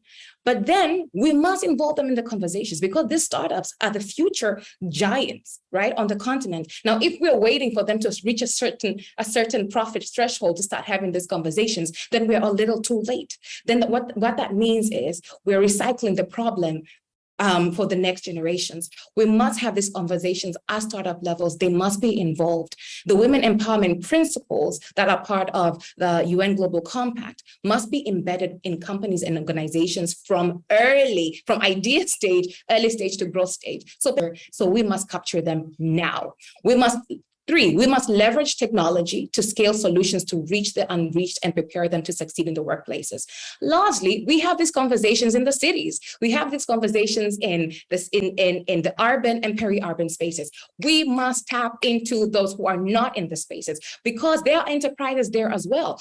4, we must build contextualized solutions. Understand your target, context and nuances, and build accordingly. Most of the times we have solutions that we find online and we try to replicate them in our organization and in our spaces. And what happens? They fail. Why? Because we are misdiagnosing the actual problems in our specific areas, right? We must customize solutions and programs for our people. Just because it worked somewhere else doesn't mean it will work for you. I call this KYP, know your people. We must also remain grounded. What happens normally when we climb these various career ladders? It's very hard to connect to the plight of the people on ground, those who we are trying to create solutions for. That entry-level Kels who came in and was afraid to speak out. That mid-manager Kels who wants to run somewhere, find someone to talk to. But if we don't connect with her plight, then how can we create a solution for her? We must work with her to create the solution. Separation from actual issues leads to a sharp misdiagnosis of actual issues on ground, and we end up with misplaced solutions. So it's important to connect to people. If you lack the ability to do so, effectively connect with those who can connect for you. Use data, leverage evidence and insights to inform decisions. We must also destroy silos and make sure that we are building in partnerships. Media and content. Most of the times we have these conversations and we don't involve people who are consistently driving the way our young people, the people in our workspaces, both women and men think. Media is a massive mindset creator. And what's happening now, we're in the space having this conversation, but the media houses, the media channels that are largely driving the concepts that are creating and framing mindsets are not driving this agenda as well. And if you look at stats, I don't have time to share them right now. What's happening is we are driving completely different conversations, right? So how can we make sure that the media is part of this conversation? Another thing is representation. Representation does not mean transformation. Just because we have women in high levels in our companies do not necessarily mean they have the skills, the mindsets, and the courage to drive change. So we must also think about how can we talk courage, creativity, and purpose when we're not just recruiting, but building capabilities within our organizations. Lastly, we must focus on building safe spaces. So I'm going to ask you to ask yourself in this space, can your colleague truly come to you with an issue? What kind of relationship do you have with the people in your workspace and vice versa? Do you feel safe? Can you right now go into your workspace and start an uncomfortable conversation about safety? We must build this, have these uncomfortable conversations about safety. We must intentionally allow ourselves and challenge ourselves to also become the safe space. A safe space is not a physical area, center, a physical space. A safe space is within each and every single one of us, right? So we must intentionally, from managers, for both to both managers and direct reports, for both managers and direct reports, we must intentionally become those safe spaces. We must connect past the to-do lists and really look at how we can connect intrinsically, right? So that's really about being intentional. The role each of us as individuals have is to be intentional about living and leaving a legacy of transformation. Do not conform to the status quo. We must realize that gender equality is not about women becoming like men or about a competition of genders, but about humanity as a whole. Be part of something greater than yourself. Imagine a world where our daughters can look back and say, I truly had the opportunity and support to live out my potential, unafraid and unrestrained, because we stood up for something real, challenged each other to have the uncomfortable conversations, and took courage to make sure we are building the programs that truly connected to context. Thank you, everybody. My name is Khalila Sandramboy. I am the founding director of Unleashed Africa Social Ventures and the country director of Girl Effect. Thank you very much for allowing me to speak with you all. And I truly believe that if we purpose to do it, we can truly create programs and solutions that answer the issues on ground, rather than have these cookie cutter solutions that will take us nowhere. There's 200 and whatever years to bridge the gender gap. We can limit that and minimize that if we're truly intentional about doing what it takes. Thank you very much. Thank you so much. There were so many different ideas in there. And I think the main point really is that we shouldn't aspire for anything less, but just creating truly transformational practices and systems that allow gender equality to finally be a reality. There's 5 points I'll quickly repeat here just to sum up the great different points that Khalila made. The first one being, it's not about just a single person holding this area in a company or a CEO signing something and that's it. It's really about transforming systems, practices, policies, absolutely everything, and getting everyone on board within the company and outside. And what you really also mentioned, what resonated with me, which we always repeat in Target Gender Equality too, is representation doesn't mean equality. It's really not about numbers, but about underlying systems and truly changing workplace culture and culture in our societies. The other point you made was that it's about working with people. So again, gender equality is nothing to be solved by women and themselves, but rather getting all genders on board to create the change we need. Another point was that regardless of your size or location, you can and must play a role in this. It doesn't matter how many employees you have, how little or much, you have a role to play and the responsibility to do so. Another point you made also was the part around science and KPIs and tracking. So again, not coming up with cookie cutter solutions, as Kalila said in the end, but rather tracking your progress, measuring what's happening and seeing what actually works for your context. And lastly, innovation, to come up with new ideas and solutions of doing so. And if something works, scale it and ensure others can learn from your lessons and your mistakes as well. Thank you so much, Kalila, for setting the stage so well. We have many other speakers here today, which will really hopefully translate what you have been saying here and sharing with us how they've been applying these lessons across their different contexts. I will introduce them each one by one as we get to the different parts in our session here today. As here you'll see the agenda. We just heard our opening remarks from Kalila. And right now, Cecilia from BSR and myself will run you through a few different resources and tools that you can apply in your own company context right away in order to make sure you drive gender equality from the top throughout, getting everyone on board and measuring your progress throughout. We'll then hop in a panel discussion with 3 representatives from 3 different countries, from Kenya, South Africa, and Tanzania, to dive into different company lessons. And lastly, end with a call to action from Dr. Felengende. As said, I will introduce each speaker as we go through the session. And for now, introduce Cecilia, who is a colleague from BSR managing the diversity, equity, and inclusion portfolio there, working with many different clients all around the world, and being able to use their lessons and share them with you as well. And BSR has been a partner for us in using the WEBS and developing the WEBS gender gap analysis tool, which we'll go through in a second. Before I get started, a quick word on the United Nations Global Compact, as I know many here in the audience today might not be familiar with us. We are a part of the UN system and were launched by Kofi Annan with the mission to put a human face to the global market. By now, a bit over 20 years later, we have over 16,000 companies that are members of the Global Compact. And we will make sure to, in the expo area of this event and many other channels, share the different links on how you can become a member as well. So what different resources, tools, initiatives are we promoting here, and speakers here today have been using themselves to advance gender equality? The first ones are the Women's Empowerment Principles, which are a set of principles that actually Kalila mentioned during her presentation here in the beginning as well. So this is really about ensuring top leadership commitment for gender equality.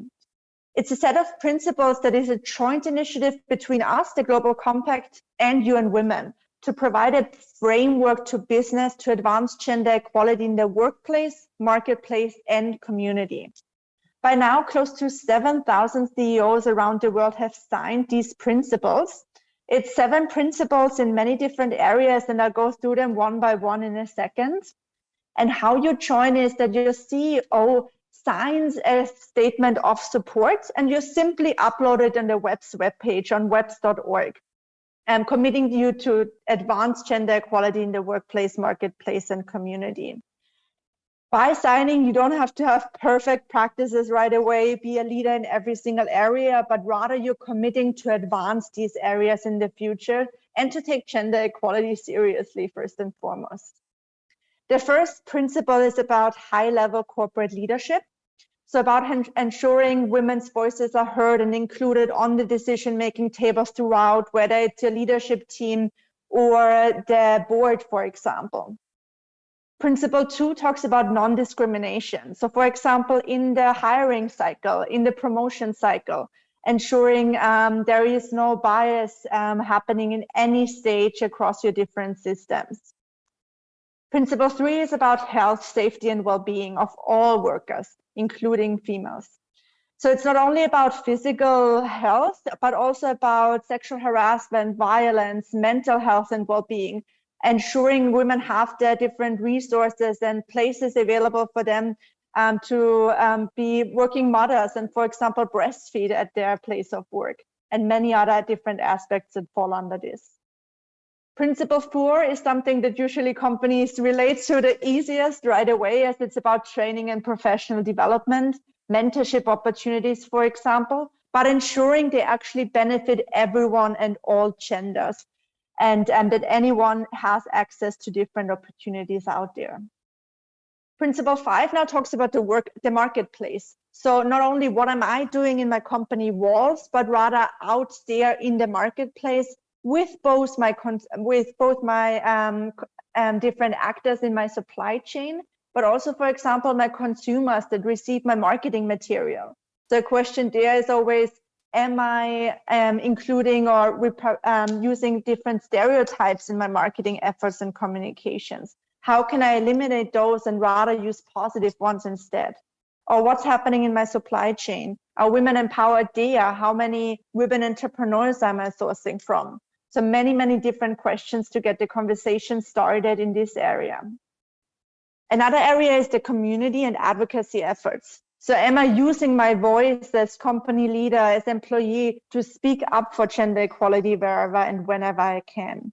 Or for my philanthropic efforts and donations that many organizations are active in, do they benefit women or women rights organizations out there, for example? Or how am I engaging in different partnerships?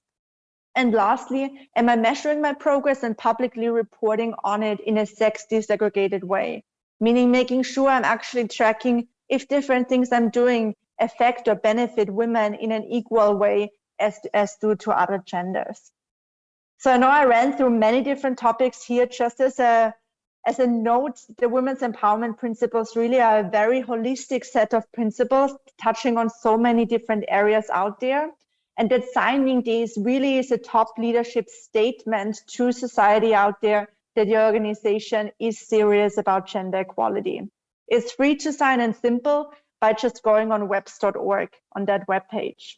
There's many other resources available on the webpage as well that you can simply download and start using, such as policy templates, for example, to help get you started. As I said, there's so many different topics within the web. So that's why we actually created a web's gender gap analysis tool to help you assess where your organization stands on gender equality, how that tool works, and how you even tonight can simply log on and start using the tool already. So Cecilia, over to you, and thanks for joining us. Thank you so much, Elizabeth, for having me. And I'd like to go back to what Kalila also said. So commitment only takes you that far, and that's where the web's gender gap analysis tool comes in. This is really an opportunity for you to go from commitment to actual implementation, measurement, and performance. The tool is available online. It's free for everyone to use. You do not have to be a UNGC member or anything. You can go online and use the tool right now, as Elizabeth said. The tool is based on the women's empowerment principles, and it is a very holistic tool. It requires you to work across different teams to gather information, for example, from your procurement team, from your D&I team, from your product and research development teams, because it's touching upon so many different aspects of where women are in your value chain. So not only in the workplace and the corporate sphere, where we often talk about women's empowerment, but in the communities and in the marketplace, as Elizabeth also mentioned. The tool here, very simple. You go on the website. On the website, highly recommend you to read more about, because there are so many resources on how you can understand the tool better. There are, of course, reading about the women's empowerment principles. There are a lot of business cases for gender equality, some relevant resources, and there's also a great section about frequently asked questions in case you have any questions when you are starting to using the actual tool. Good. As soon as you come into and sign in, you make an account. So there's one person who's a focal point for your company. You sign in and you have an opportunity to view the scores of your company.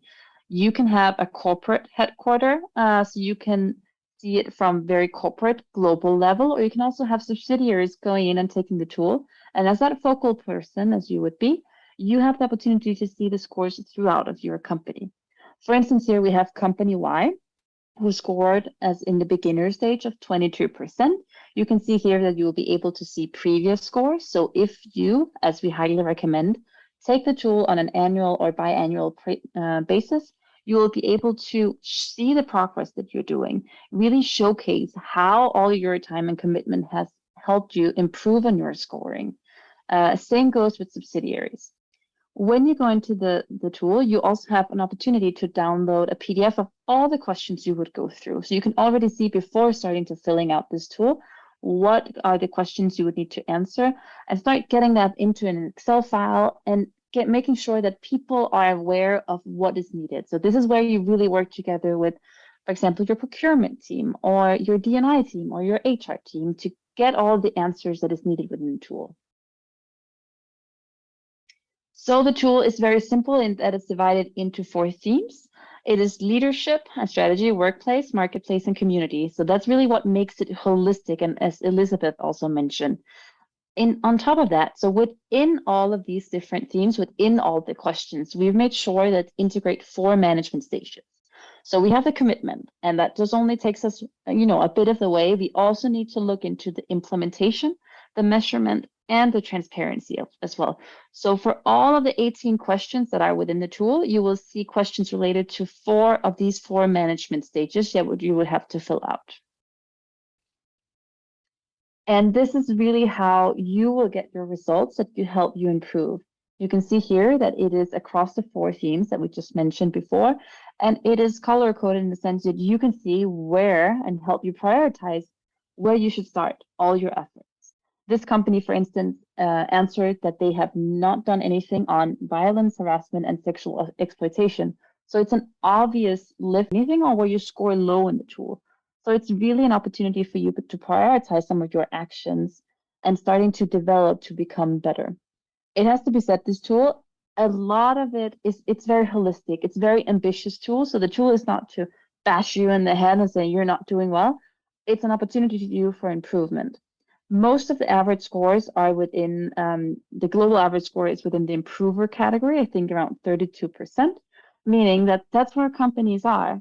We only see 4% on the actual leadership category, and that's because the tool is ambitious. So there are so many opportunities for you to see areas of improvement.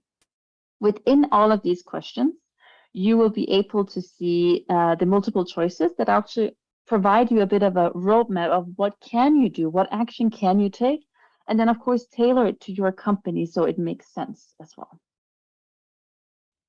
And then lastly, we have this global trends report that we published this year in 2022, International Women's Day, where you can see the global progress so far.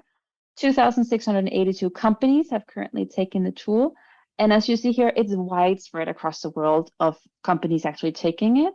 And the overall score is very similar across all of the different regions. It is also a tool that is applicable whether you are a company of 250 plus employees or a micro or an SME. It really covers so much that it's applicable for everyone and is very general in its sense.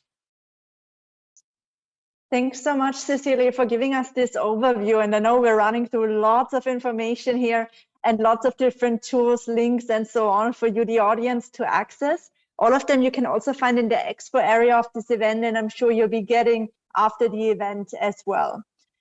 So I really encourage everyone to take this tool to really start assessing your performance and see where you're at when it comes to gender equality. The last area we wanted to mention to you is target setting and measuring progress. Also, as Kalila said in the beginning, it's not enough to have one thing here or there, but really to start taking action and measuring progress throughout. That's why we at the Global Compact started launching Target Gender Equality 3 years ago, really based also on what the Secretary General of the UN keeps telling us, that women keep being underrepresented across all boardrooms of business, all halls of power, and focusing on gender parity is also a high priority for the UN, getting our own house in order internally, the own board of the Global Compact as well, but also just a moral duty, a human rights imperative, and an operational necessity. We see lots of different researches coming out around the business case for gender equality and for diverse decision making, but also, of course, know about the human rights responsibility that it is. So that's why we started launching Target Gender Equality and really zooming in closer on setting and meeting ambitious targets for women's leadership. As we know, women's leadership also has a trickling effect on so many other areas of gender equality and sustainable development overall.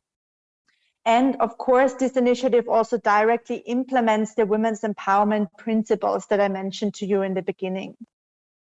By now, we have over 55 countries active in this initiative with over 1,500 companies participating, several of them represented here today in the panel as well. And here a picture of our network in Korea at their initiative launch some years ago. But we will be sharing the different links with you out there as well to ensure you can sign up in a country that you're representing and participate in this initiative in the future. Through this initiative, we've been seeing that 90% of past participants are actually setting these new targets or drafting new ones, as well as drafting action plans in order to see how to meet those targets. And also 80% of them have been telling us that they're planning on taking the WEB's gender gap analysis tool that Cecilia just ran us through on a regular basis to measure their progress over time. But as also Kalila mentioned in the beginning, gender equality is not a numbers game. It's really not about hiring one woman, letting go of one man and replacing him. That's never going to help you get to sustainable and lasting change and a difference in the life of women and girls out there. But rather it's about abolishing systemic barriers, enabling women to access equal opportunities, and creating inclusive and supportive workplace cultures for everyone. So with that, here again, a quick summary of the three pieces we went through with the different links directly on this slide as well.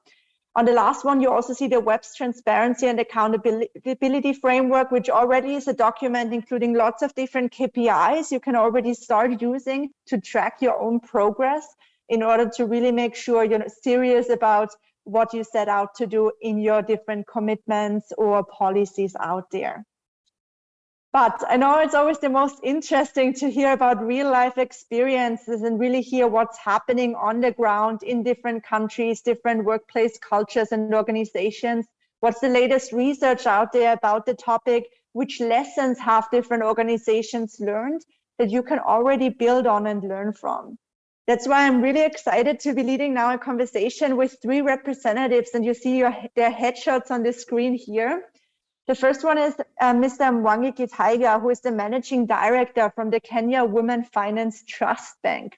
He's been at the bank for over 20 years and actually managed to bring it from a credit-only institution to a fully fledged microfinance bank that's truly focused on financial inclusion. And he's a member of the Global Compact Network in Kenya and very actively engaging with us for many years. Secondly, we have Professor Anita Bosch, who is a professor and chair of Women at Work at the University of Stellenbosch Business School in South Africa. During her research, she's been bringing out many different reports and thought leadership pieces focused on women on boards, equal pay, childcare, and much more. And she's even 2 times presented to the South African Parliament about her latest research. And we're really lucky to be able to count on her support in Tanzania. She's been for over 10 years working in senior management in different television and communication sector experiences, but really focused on changing workplace cultures and driving that cultural change throughout different organizations, offering leadership trainings, for example, looking at different biases in hiring systems and so on. And she's been a part of Target Gender Equality in Tanzania, so really excited to also have her with us here today. What I'll do now, though, is stop sharing my screen so that everyone sees the different panelists and images much clearer here, and start kicking us off with this panel discussion by asking each one of you to briefly introduce yourself, building on what I already said, and share with us why it was so important for you to be here today and speak up for gender equality. Maybe we'll get started with you, Anita.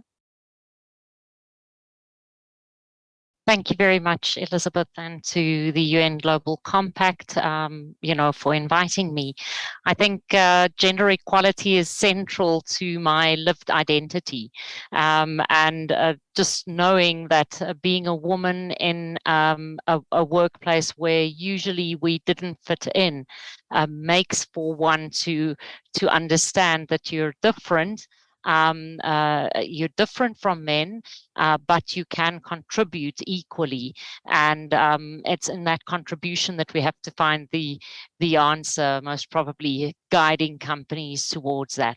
So for me, gender equality is a no-brainer, but I realize that it is extremely complex and especially difficult very often for smaller organizations to pay attention to. At least that's the assumption that's made. And I've dedicated my research career to finding ways for us to unearth the roadblocks and to find solutions for the issues that we face. So that's why I'm here today, to further that conversation with the public and make sure that we get to a level of understanding so that we can start moving forward to more sustainable solutions. Thank you so much, Anita, and I agree with you. Gender equality is definitely a no-brainer, but not a no-brainer to find solutions that truly transform cultures. Next, over to you, Mwangi, to share with us why you're here today, why it's important for you to talk about gender equality. Yeah, thank you very much, Elizabeth. And first of all, thank you very much for inviting us to participate in this forum. And I work for an organization that has been around for over 41 years, and which has advocating on women issues. And more so, why we are here is because we've been doing it for those 41 years. And we believe very strongly as an institution that women economic empowerment sorts out the problem. Because women can only be able to talk on their behalf and talk about girls in this world of ours if they are themselves economically empowered. Because economic empowered is the tool to negotiation, is the tool to political decision. You can only participate at the family level in decision making, the community, if you are economically empowered. We were formed many years ago, started initially doing everything, including advocacy and positioning women. And we split into two companies. That is what we call ENA, initially our founding institution, which does positioning and advocacy for women.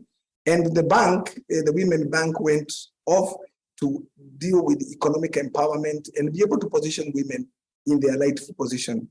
And we believe very strongly that if we do that, then half the problem is already solved. We have branches across the whole country, and we work with about 800,000 women who 80% are based in the rural area, and 55% of our employees are women. This is the only place that women can discriminate men. And we feel strongly that's the way to deal with it. And we hope that we can be able to do that across the world and be able to position women, because without the women, then we are losing half the population in the economic forum. Otherwise, that's why we are here, because we believe in what we do. Thank you so much for outlining that. And I think it also truly speaks to what Kalila mentioned in the beginning. We don't have to have these conversations only at headquarters in capitals around the world, but truly bring them to all different areas in the country. And it's great to hear that you're just doing that, empowering women also in rural areas and throughout. Next, over to you, Tika. It's great for you to join us today. Many thanks. I wanted to ask you as well, why is it important for you to speak up for gender equality? Okay, thank you so much, Elizabeth and the team. At my end, basing on the fact that traditionally that most women are accounted that really are not confident or can really not shine up to manage a number of activities within the societies.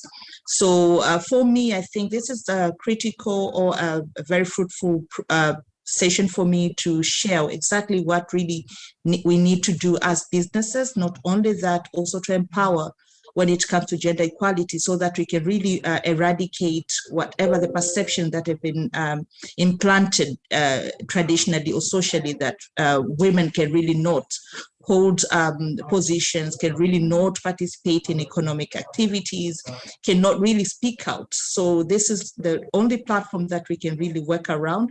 Though in one way or another, we also need to be very cautious, because you understand now the key focus is mostly on trying to empower women. but how do we empower, and what exactly are we infusing to most women? Because if we really don't take it in a very good ways, we might find that instead of reaching the target of empowering women, but we create a certain base which will, if it's not well communicated, might lead to something else, which will not be a positive aspect of it. Yeah. Thank you so much, Tika. And I think also goes back to what Anita just mentioned before. It's not an easy solution. Many different areas have backlash or other types of trickling effects we might not anticipate. So it really needs all genders to be on board to tackle perceptions in society and stereotypes out there that underlie everything we do, basically. But with that, I have a few more questions for the panel here, and I'll start with Anita. As I mentioned to you before, to our audience here, Anita has been supporting target gender equality in South Africa for the 2nd year now. So truly grateful for your support. And I think it would be great to hear from everyone why you believe target setting is so important for gender equality. And where do you even get started if you haven't set any types of targets for gender equality in your organization before? What have you observed so far, and what's your take on it? Yes, and I think, target setting really comes at the end of the day, it becomes an action tactic that we employ once, very often if we think about the larger structures of organizations, once a board commits to diversity. And if at board level, there really is this commitment to say, we are interested in broadening our talent base and including as many voices as possible, as many talented individuals, then, that decision is made and it's driven from the top. There are many organizations, though, where boards just think that they're serving the shareholder. And by virtue of that, they're not looking at other stakeholders within the larger sustainability ecosystem. And we all know that sustainability consists of many things, such as, nature and the ecology and so forth. But we often forget about the social aspect to it. And women fit in there. So thinking about targets, this is one of the most effective tools to see whether you're moving anywhere and to keep yourself in check as well. If you just think about your own life and the things that you might want to do personally, without a particular target, it often slides. And so target setting becomes the way in which we discipline ourselves to move forward. The organizations that have not set up targets before need to think very carefully about the outcome that they want to achieve and speak about gender equality and their understanding. Does it mean 50-50? Is that what they're chasing? Are they thinking about equality as more a representative sample of women according to particular other indicators, or that there should be a majority women, that perhaps in the society there are more women than men, or more women graduates available, depending on the industry that they're at. So I think it's quite important for organizations to also do an external evaluation of the context in which they're operating, the realities of the talent supply, the realities of what it is that they're wishing to achieve, and then formulate those targets according to those goals and set them out, and then have, again, the carrot and stick principle of setting out rewards for achieving those, but then also consequences when we don't meet our targets. And I think that in a holistic system helps us to drive targets with an understanding of not saying it's because the UN Global Compact says it's a good thing, but rather to say what is good for our company, for our industry, where we're located and contextually relevant. And therefore we believe in it, and then setting those targets accordingly. Thank you so much for outlining that, Anita. Yeah, it really resonates with me what you're saying in terms of we're setting targets for anything we're serious about, whether it's financial performance or a personal target and career goal, or something very personal like losing weight, or any type of things activities you're doing throughout your life.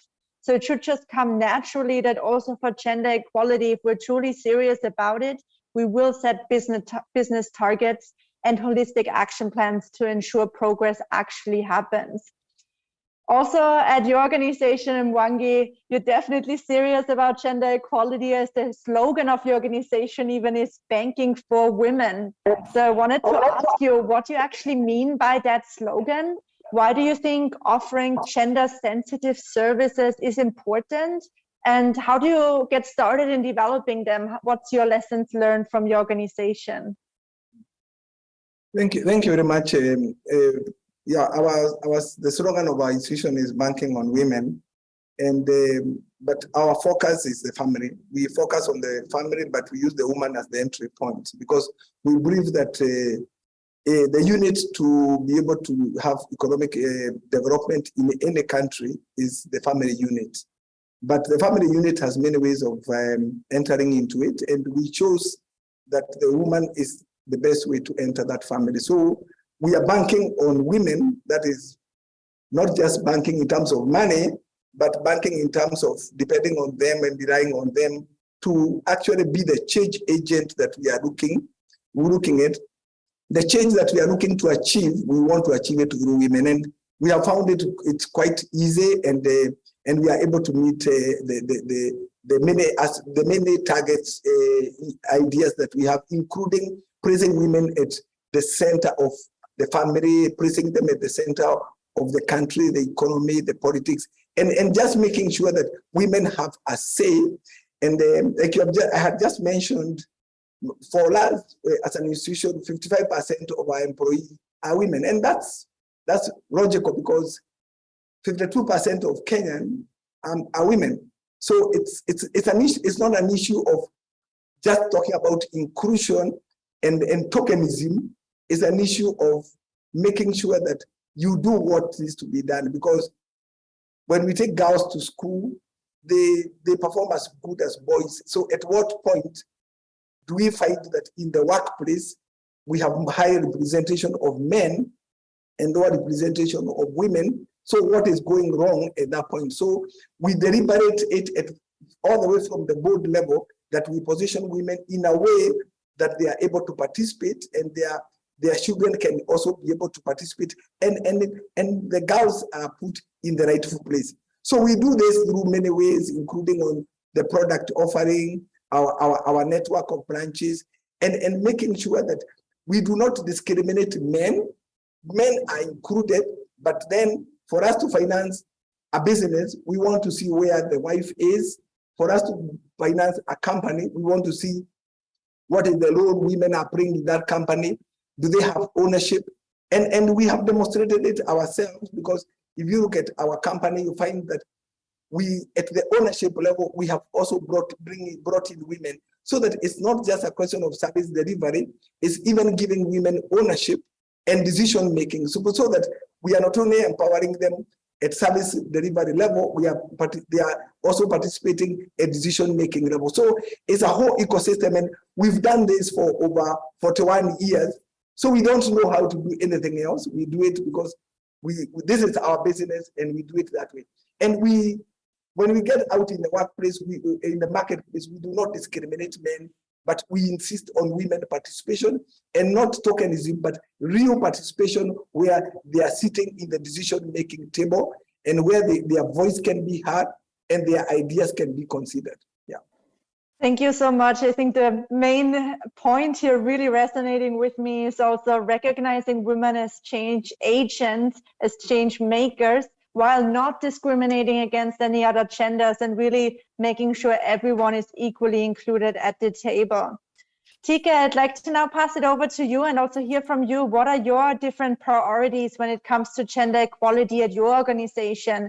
How did you get started with them? And is there maybe some lessons learned that you can share with us already?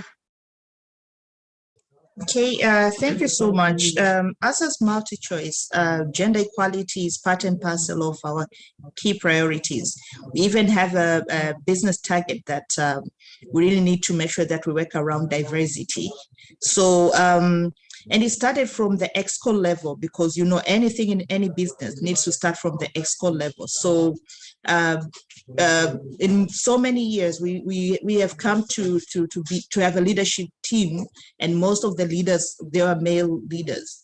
So how did we arrive where we are? We started with how are we going to assist the female staff to make sure that they're really well equipped when it comes to leadership skills.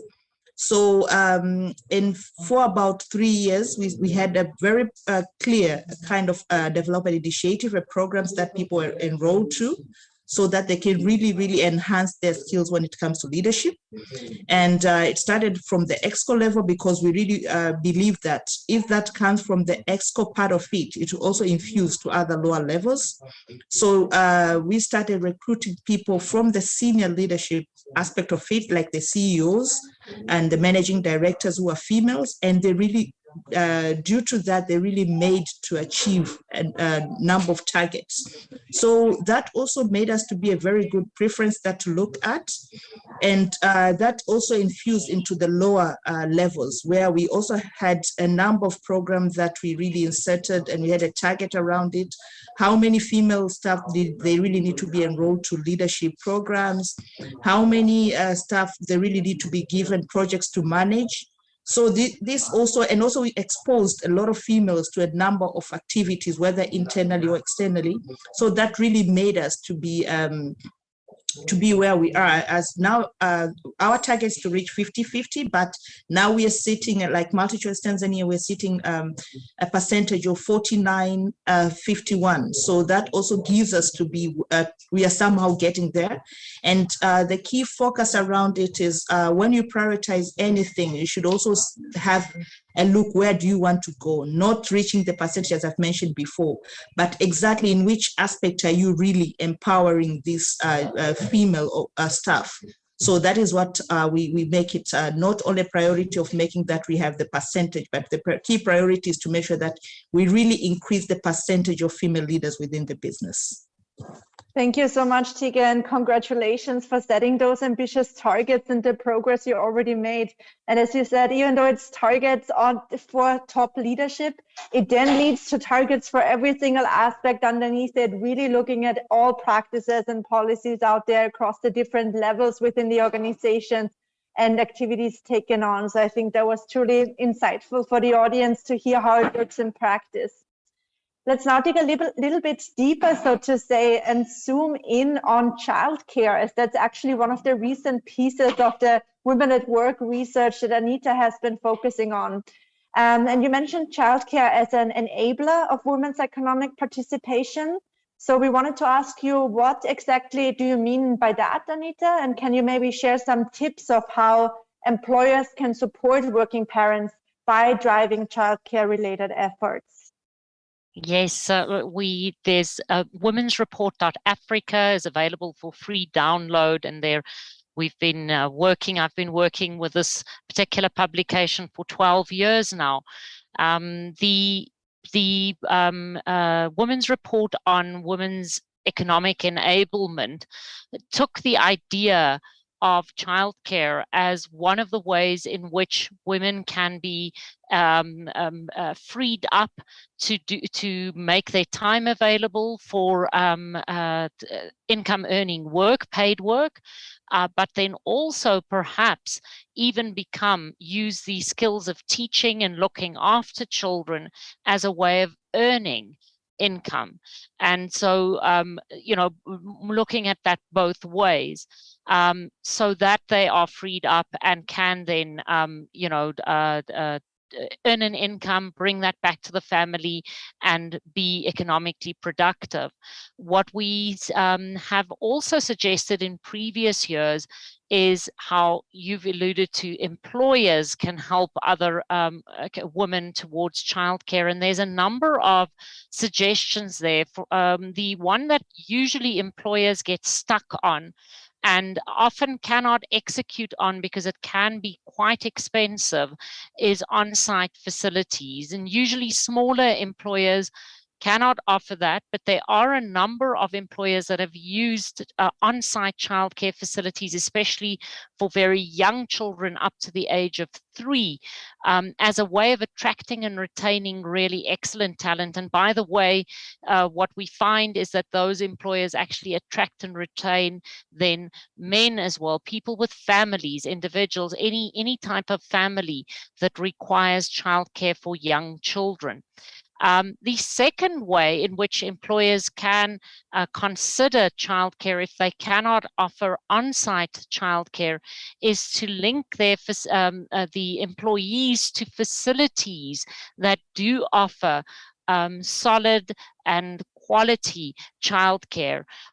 For instance, by examining these facilities and then paying or reserving for a number of places at a childcare facility and negotiating discounts for the employees at these facilities, or access at these facilities for their employees.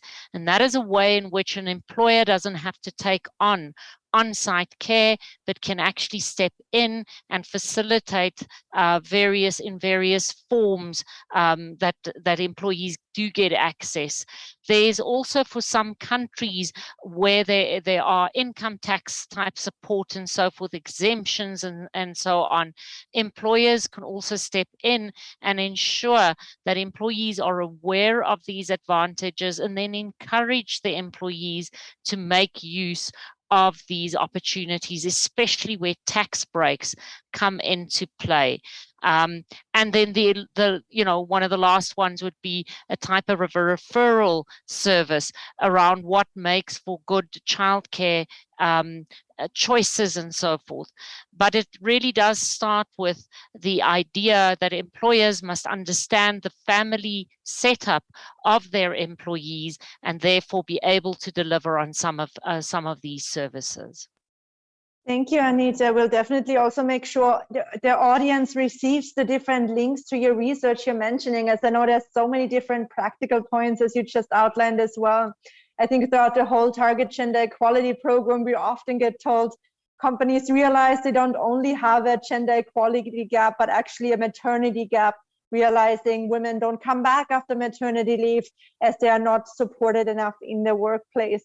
And also what you mentioned really relates to what Mwangi was saying before around the family unit and making sure that is something that everyone recognizes truly relates to the business and is the place to get started to really ensure everyone gets the support they need.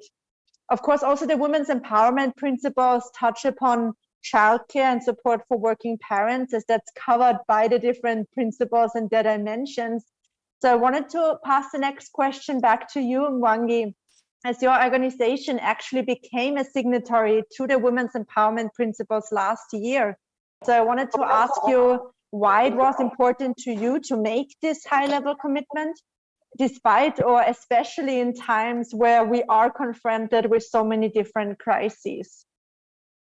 Okay, thank you very much. And we are actually very happy to become signatories. In fact, we should have joined a little earlier, because all that we do is about women empowerment. And we've been doing it for many years. I think we were a little late to commit ourselves.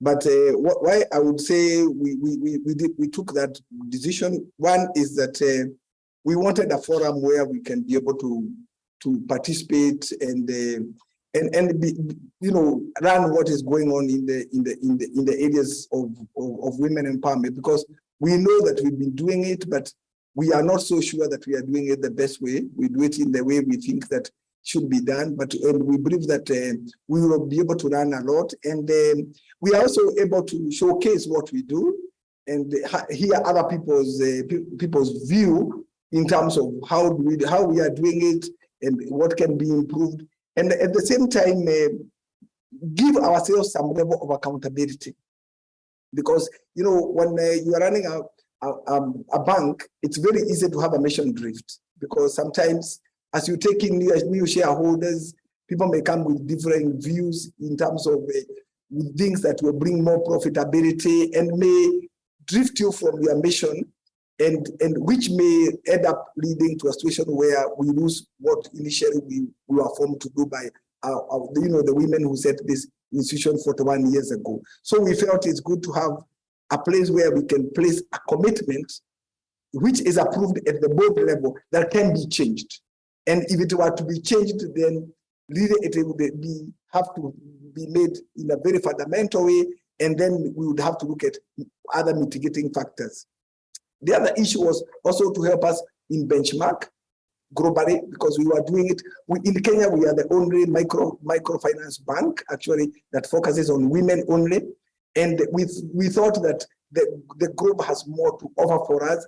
And so if we are able to place ourselves in a global view, then we can be able to benchmark with other people who are doing what we do. And of course, on the other side, and the most important, is to add a voice to this discussion. We are talking about women empowerment. We are talking about financial inclusion. How do we go about it globally so that this battle is not only won from one corner, but we would like to have many institutions across Africa and across the world which are doing exactly what we are doing and even doing it much better. So it was more for us a confirmation that what we are doing is the correct thing, and what we are doing, it has areas of improvement, and what we need to improve, can we be able to gain it from the global, from the group, and be able to understand what other people are doing across the world. Yeah. Thank you so much for outlining that so important point and recognizing that even though you and your leadership team right now really see gender equality as a priority, recognizing maybe that might change in the future as dynamics change, other people come in and out, and the importance of this so public commitment to hold yourselves accountable and showcase to society that you are serious about gender equality and keeping it up over the next years and generations to come. Tika, what you also already mentioned in the beginning was the stereotypes and perceptions, as of course you in the media and entertainment industry have this huge opportunity to tackle gender-based stereotypes and instead promote positive and inclusive images and language of women and girls. So I wanted to ask you, how exactly have you been doing just that, and what are the lessons that you have learned from it? I think it's also something Kalila mentioned in the beginning, really leveraging the media to bring the right communication across, as that's the content that especially the younger generation and many others out there view on a daily basis. Okay, yeah, from my end, basing the fact that we are for us, we even come across a number of programs that really worked around in making sure that speaks on empowering women, where we also had some of our graduates from the Multi-Choice Talent Factory, which have been really well groomed when it comes to female making, where they came up with documentaries and films around number of showcases that speaks about empowering, where we had a program that was channeled like 2 years back, that a film that speaks of how do we need to empower girls and empower women in a number of activities, which had a name as Ndeke. And this is more specifically was speaking what are the things that societies need to do to make sure that they really eradicate discrimination to girls and women, and how can women and girls be uplifted from where they are and build confidence when it comes to a number of issues within the societies. Because we know in most of the traditions in Africa, you even find whenever you have even a family gathering, female or women are not really being given a chance to express themselves, or to even there are times that they can really even not own land. So these movies really spoke about how do we need to look at in a different angle in making sure that we have equality between the two genders. And not only that, at the business, we also had our gender-biased violence program, which was really a big initiative within the businesses. So that really speaks of making sure that whenever that you give a chance to a female staff, it really means a lot, and it really works a bigger, it really push a bigger part when it comes to meeting the strategic objective. So how do you really need to push female to get out of their shells? You really need to give them a chance. You really need to understand them. And that comes where we also, within the same program, we came with a program like the mental health programs, where you really need to understand what exactly have they gone through and really made them not to show up where they are. So these programs really, even the film that we had around empowering women, it really made a bigger impact. And we are really pushing them so that we can really reach to where we really want to reach as the business when it comes to empowering and pushing around gender equality. Great, thank you, Chike. Yeah, summarizing here, so it's really not only about ensuring there's no negative stereotypes out there, but creating this new content and educating, making sure you're pushing the right messages, and then making sure they reach the people that need to hear them. Also the individual women within your company, to ensure once they are in certain positions, they're equipped to really make their voices heard and take up the seat that they so deserve. I have 3 last questions here, one for each of you, to help us unpack a few of these different arguments of resistance, excuses, if you want to call them that we often hear out there from companies, individuals or so, that maybe are a little bit more resistant or hesitant around engaging on gender equality. So one thing we often hear, Anita, is that despite chatting, despite really trying the best they can, they're not seeing that business a case around gender equality investments. They're not seeing that payoff on the different KPIs that you, for example, mentioned when it comes to childcare before. So how would you respond to a company that tells you they tried, but they're not seeing any benefits? How should they proceed? Well, being a researcher, one always works with the measures that are being used. And I think one of the first things is if we're measuring from a baseline of how the structures are structured at the moment, and trying to reach outcomes that meet or sort of echo what's happening at the moment, there's already a fundamental problem. I think the second thing is, even before that, as I think it's the wrong question to be asking.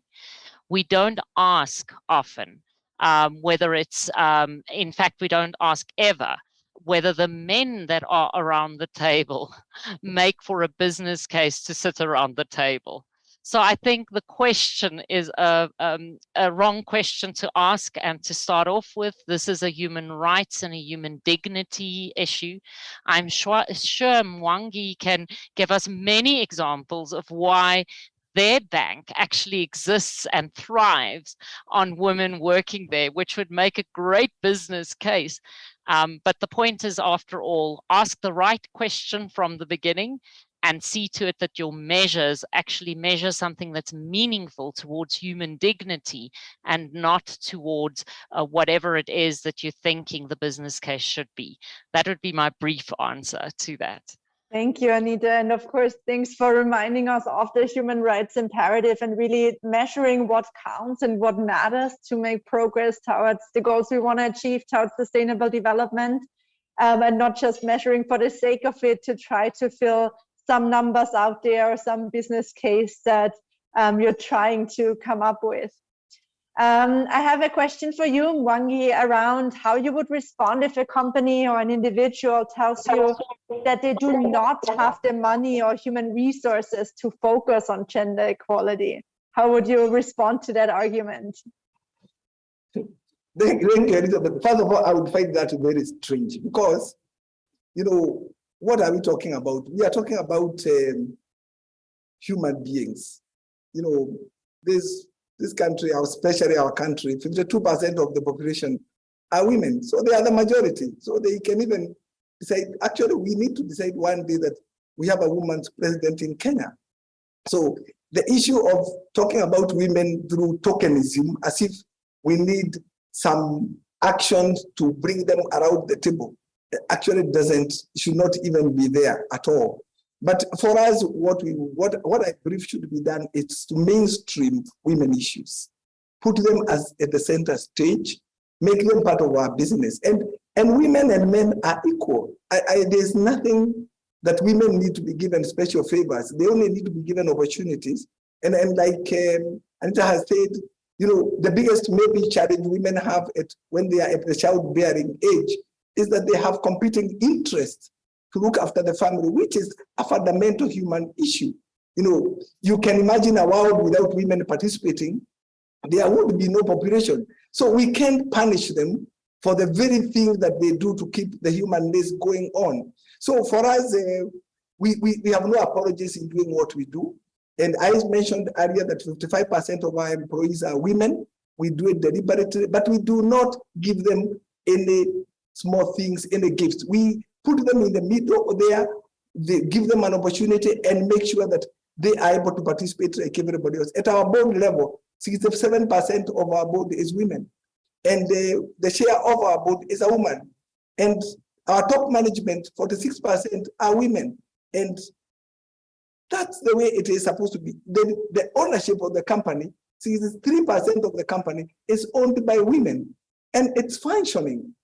So I do not actually understand why people struggle with doing what is correct. It is much harder to do what is wrong than to do what is correct. So actually, you have to put special effort to discriminate women and not have them in the right place in this group. So actually, it takes more effort to discriminate women against men. So anybody who is doing it is spending money, time, and they are spending their time and money badly. So I would say mainstream, don't introduce tokenism. Let's not give women special favors. Let them compete, but fairly.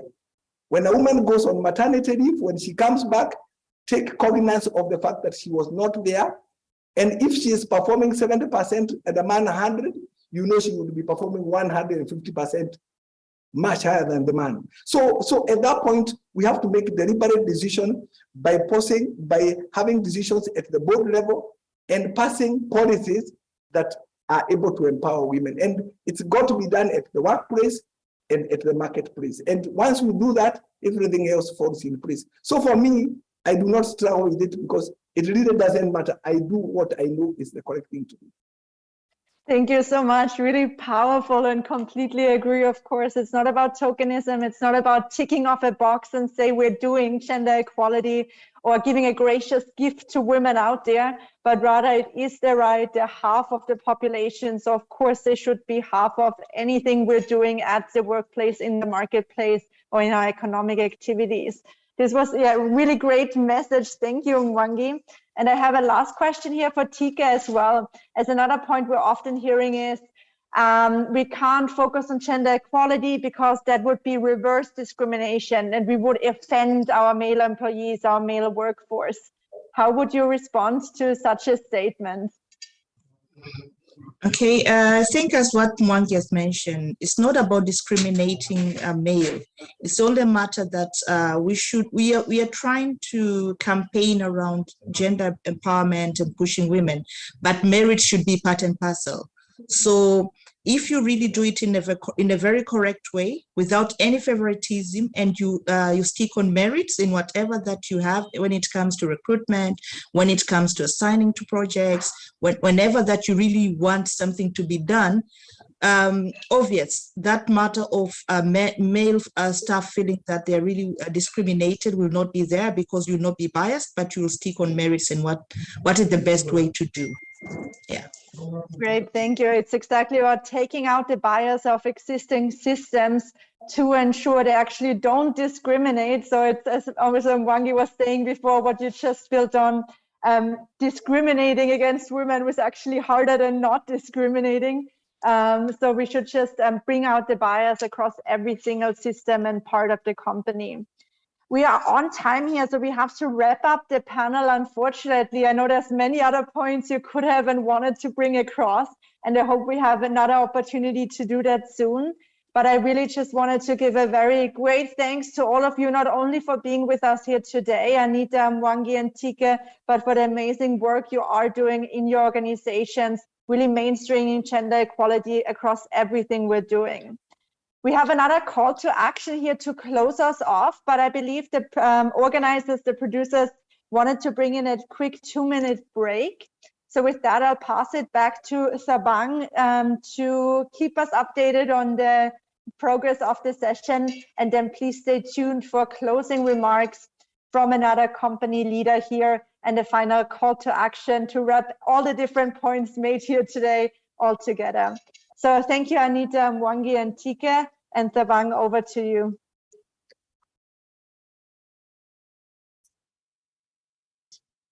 Oh, thank you very much, Elizabeth, and we appreciate your panel as well that enabled rigorous conversations regarding gender equality in the global context.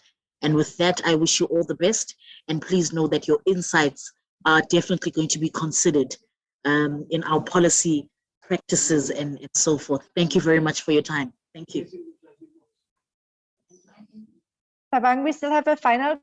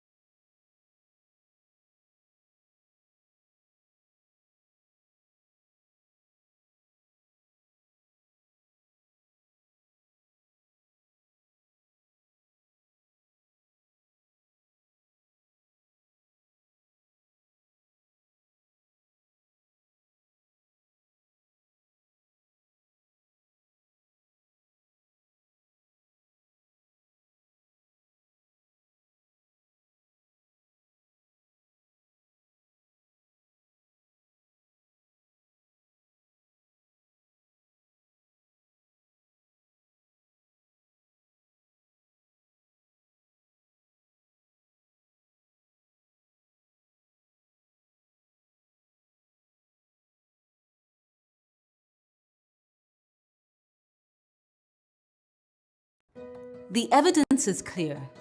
Organizations with more women in senior positions outperform those with less inclusive C-suites, yet women remain underrepresented in all levels of management. To bridge this gap, the UN Global Compact launched Target Gender Equality, an accelerator program that helps our participating companies set and meet ambitious corporate targets for women's representation and leadership.